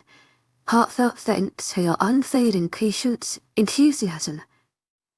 Far away in thought as he clenched his jaw, and Massey realized his head was on the idea of Ryder catching her in the outfit. He was in heat. If he managed to go in there, I know he would have. "As you recall, I wasn't wearing this when I was in my room. I'd only just changed now," she reminded, hoping to pull him away from his musings. It had him deeply troubled, and she wanted to ease his thoughts. What she did learn now is that Ryder had been in heat, which explained his rash reaction in trying to get to her. "Come on, let's go to sleep." Massey shut off the light, leaving the room illuminated by the full moon glowing brightly from outside. She started gearing his rigid form to bed, but right as they reached the edge, he took control and stopped her. "I'm laying out some ground rules first. Ugh, stop trying to control everything all the time and just relax," she griped. "You're taking things overboard." Even in the darkness, his eyes glowed with indignation. 𝐿𝐢𝐳𝐥𝐼𝐬 𝐑𝐞𝐝𝐬. Heartfelt thanks for your unfailing 𝐊𝐢𝐳𝐧. "A man just tried to enter your room while you were in your most vulnerable state. I had my senses on all night because I don't trust them. This man was in heat, and I am too. He drives people to do foolish things." Massey rolled her eyes. Here he goes again with that talk of him being in heat and yada. "So what? With you I fail see a difference. It's not like you've exactly tried to break my door. That doesn't mean I haven't wanted to." His voice was so low that Massey missed it, too infuriated by his resistance of her that she wanted to pull her hair out. "If we don't go to bed right now without any of your useless ground rules, I will go back to my room," she threatened. She knew she was wrong to say that. It was impulsive and totally undermined everything he had just done for her.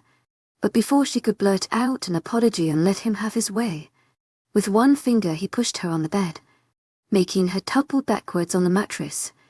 Massey looked up at him, but all she saw were the hard edges of his jaw. He was looking elsewhere, in taking a cold shower. "Stay on the left side." He stalked to the bathroom in a huff of frustration. Massey crawled to her side of the bed. She really wished her strong personality could take a hike right now while Sebastian relaxed from his upheaval. But she cowed at stop the feeling of wanting him to admit he wanted her. If he could just say it, she wouldn't feel so riled up to prove it to him. And even now, as much as she tried to calm her mind and think about peaceful sleep, it remained awake, waiting for him, ready to show him to his face how much he did like her. One way or another, he would be finding out tonight. When he reached the bed, it was 15 minutes later, and she could smell the soap he used. He carefully lay down on the right side of the bed, ensuring not one part of his body touched her in any way. She remembered the look in his eyes earlier. She only wanted one kiss. Massey touched his arm. "Sebastian, get your hands off me." His words laced with ice. If it had been any other person, they would have frozen in fear.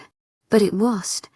It was Mercy, and quite frankly, she was used to getting a stir out of him. "Why are you resisting?"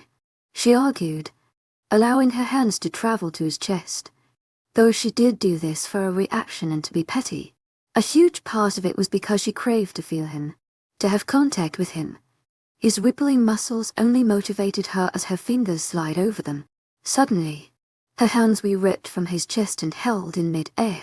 His grip was ironclad, allowing no mobility from her. "In telling you to stop." His face was one of no nonsense, and for a moment Marcy felt remorse mixed with a tinge of shame at having pushed him past his limits. Why was he rejecting her? She spat, feeling spiteful. She aimed to kick him so that he would release her, but under blankets she missed her mark and instead her leg slid between his sweatpants. In the space of seconds the hold on her wrist was gone and she was pulled against him, the heat of his body radiating to her every pore. Marcy's coiled muscles immediately relaxed in his warmth. Being this close to him made her feel oddly at ease. To her amazement, she felt his hands hold her tightly against him as his head buried in the crook of her neck. She heard him smell her, and then felt his teeth lightly graze the area.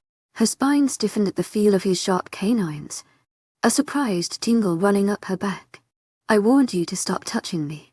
You should have listened," he said lowly, his voice rough. One of his hands clasped her waist, while another explored the expanse of her thigh. Mercy blushed. Being with him like this felt very intimate and close. She relished the feel of his calloused hands as they trailed her over her smooth skin. Warm, soft kisses were delicately laid on her neck, causing her to shiver, and then her cheeks were the ones receiving this soft treatment, before finally his lips met with hers in a searing kiss. His lips moved against her, prodding feverishly to give him entrance. She opened and their tongues moved in sync with each other. She felt his deep desire, the yearning he had for her. Mercy felt him shift. He cupped her thighs and encircled them around him, bringing them even closer. She felt him rumble beneath her at the closeness. It's like he didn't get enough of her. His fingers threaded beneath the large T-shirt that covered her, exploring the bare skin of her stomach and rising steadily higher. Mercy felt her breath hitch. She had only wanted a kiss and this was moving along very deep, very fast. For a moment, she hesitated. This was the furthest she had ever gone with a man despite her wild nature. But then, she remembered who she was with, and forced herself to relax. It was Sebastian. With him she was safe. Everything felt absolutely perfect, until she was just as quickly released and thrown to the other side of the bed. Mercy yelped, completely thrown off by the change of events. She gaped at his form, whose previously dark eyes were now aglow with a furious fire that threatened to burn her into char. At the moment, she felt shocked, like a bucket of cold water was poured all over her. What the heck was that? You ruined the moment. You're getting your own bed in this room. They'll be asking the man for one tomorrow morning. As of tonight, him sleeping on the floor. His words felt like a sharp knife cutting through her. To further prove his point, Sebastian picked up his pillow and threw it harshly on the floor. Mercy huffed, feeling like he was acting overly dramatic. You don't even have a blanket. You'll freeze. Worry about yourself. Glaring. You might as well admit you like me. I get it. I'm clearly unresistable, although I must say you're acting ridiculous. He grit his teeth as he laid down on the hard floor, purposely facing away from her. The muscles of his back were tense and she could imagine him mentally fuming. Seeing him so uncomfortable and bare on the cold floor made her feel bad for her actions. She hadn't meant for their night to end like this at all. "Sebastian," she said softly. Disbelieving of her apology, Mercy clenched her fists. Why did he always try to make her feel like she's the one who made a mistake? Indignant, 𝐊𝐢𝐳𝐷𝐸 𝐷𝐸. Heartfelt thanks for your unfailing 𝐀𝐥𝐻𝐧𝐠. You know what? It isn't as if you weren't responding. No one forced your tongue down my throat a few seconds ago. Sebastian shook his head, growing irritated. Your apology holds no value, does it? Do you ever think about what I want? You're so caught up in a moment that you don't see the bigger picture. Right. She drawled sarcastically. How stupid of me to want a moment with you. It's not like you even want me. God forbid you accidentally mark me and have the rest of your life attached to me. No, definitely not you. Sebastian sat up, looking as if he were about to pull his hair out.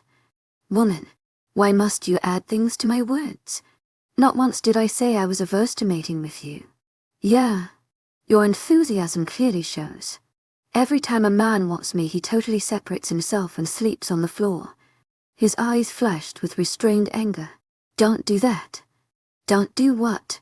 Say the truth, she retorted, grabbing a pillow and throwing it at him in a fury.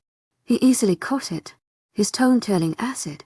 No, don't think for a second that I didn't notice the hesitation you had. Mercy balked. Is that what this was all about? So I was a little nervous. Shoot me. He shook his head. His eyes were on the floor as a sharp canine poked through his lips. That's the difference between you and I. 𝐊𝐢𝐳𝐳 𝐊𝐢𝐳𝐬.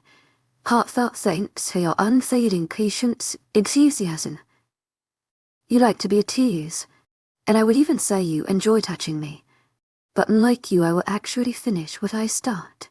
I will never do things mid-way, and I don't believe you truly want to go all the way with me. Mercy could only gape at him in astonishment. He had to be kidding. Had to be. Mercy was ready to slam him with a new one to remind him that if anything, out of the two of them she was the transparent one about her feelings. But she wisely avoided that, knowing it would make this situation worse.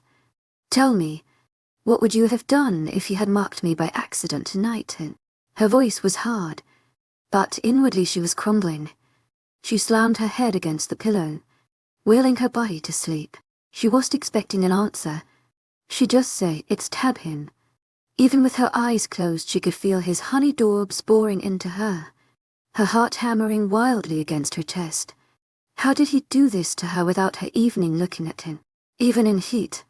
Nothing I do is by accident. She heard him retract to the ground and softly lay down. Her insides moved in a whirl of emotions. 𝐊𝐢𝐳𝐳. Heartfelt thanks for your unfailing enthusiasm. Sadness. 𝐊𝐢𝐳𝐳. Heartfelt thanks for your unfailing enthusiasm. Love. They fought against each other and left her very discomfited. She wanted nothing more than to be with him. But there he was, on the floor, upset because he sensed her hesitate and took that to mean she didn't truly want him. He was so hot and cold, very black and white, with their emotions so inflamed there was no way for them to reach a middle ground of understanding. At least, not May. She forced herself to think of other things, concentrating on her breathing. Breath in, out, breathe in. Out. Her rapid pulse began to decrease, and slowly her body relaxed. At some point throughout the night, as Immerse's body finally began entering to sleep, she felt a warm pair of arms wrap around her torso and her back pressed flush against her strong chest. She knew it was him, but in that hazy mist of awake and sleep, she almost wondered if she was dreaming. You said you were sleeping on the floor, she whispered. I did. Then why don't you let go of me? And almost regretting it, because this felt blissfully good and she could see herself easily getting lost in his closeness untouched. A warm brush of air tickled her ear as he sighed. It was one of defeat. I can't. Third eye for power of alpha. Mercy woke up to the feeling of masculine arms around her. He was sleeping.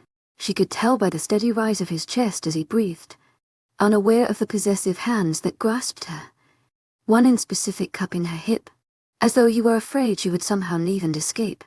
So I was dreaming. Last night was very real. Their argument, the touches.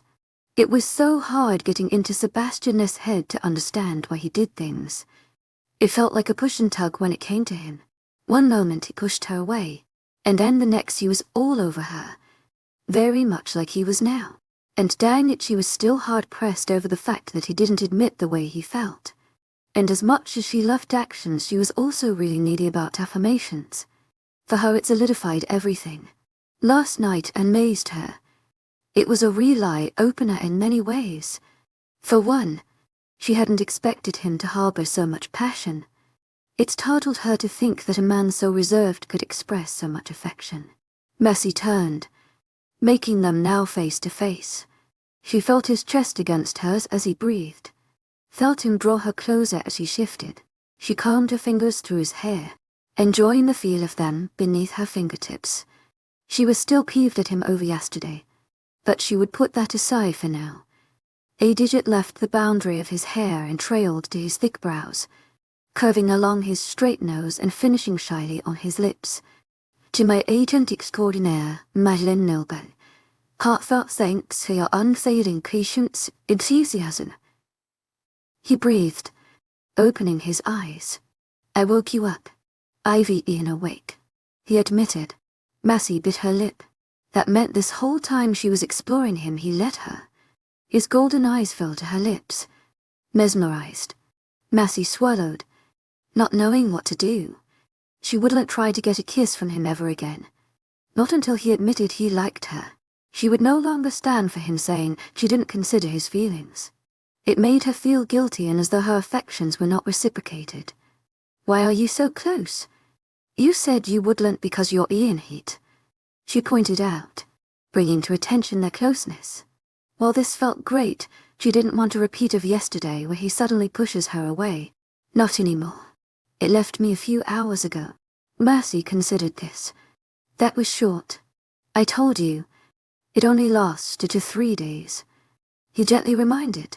His fingers threaded through her hair, and the considerate motion made her close her eyes and rest her head on his chest.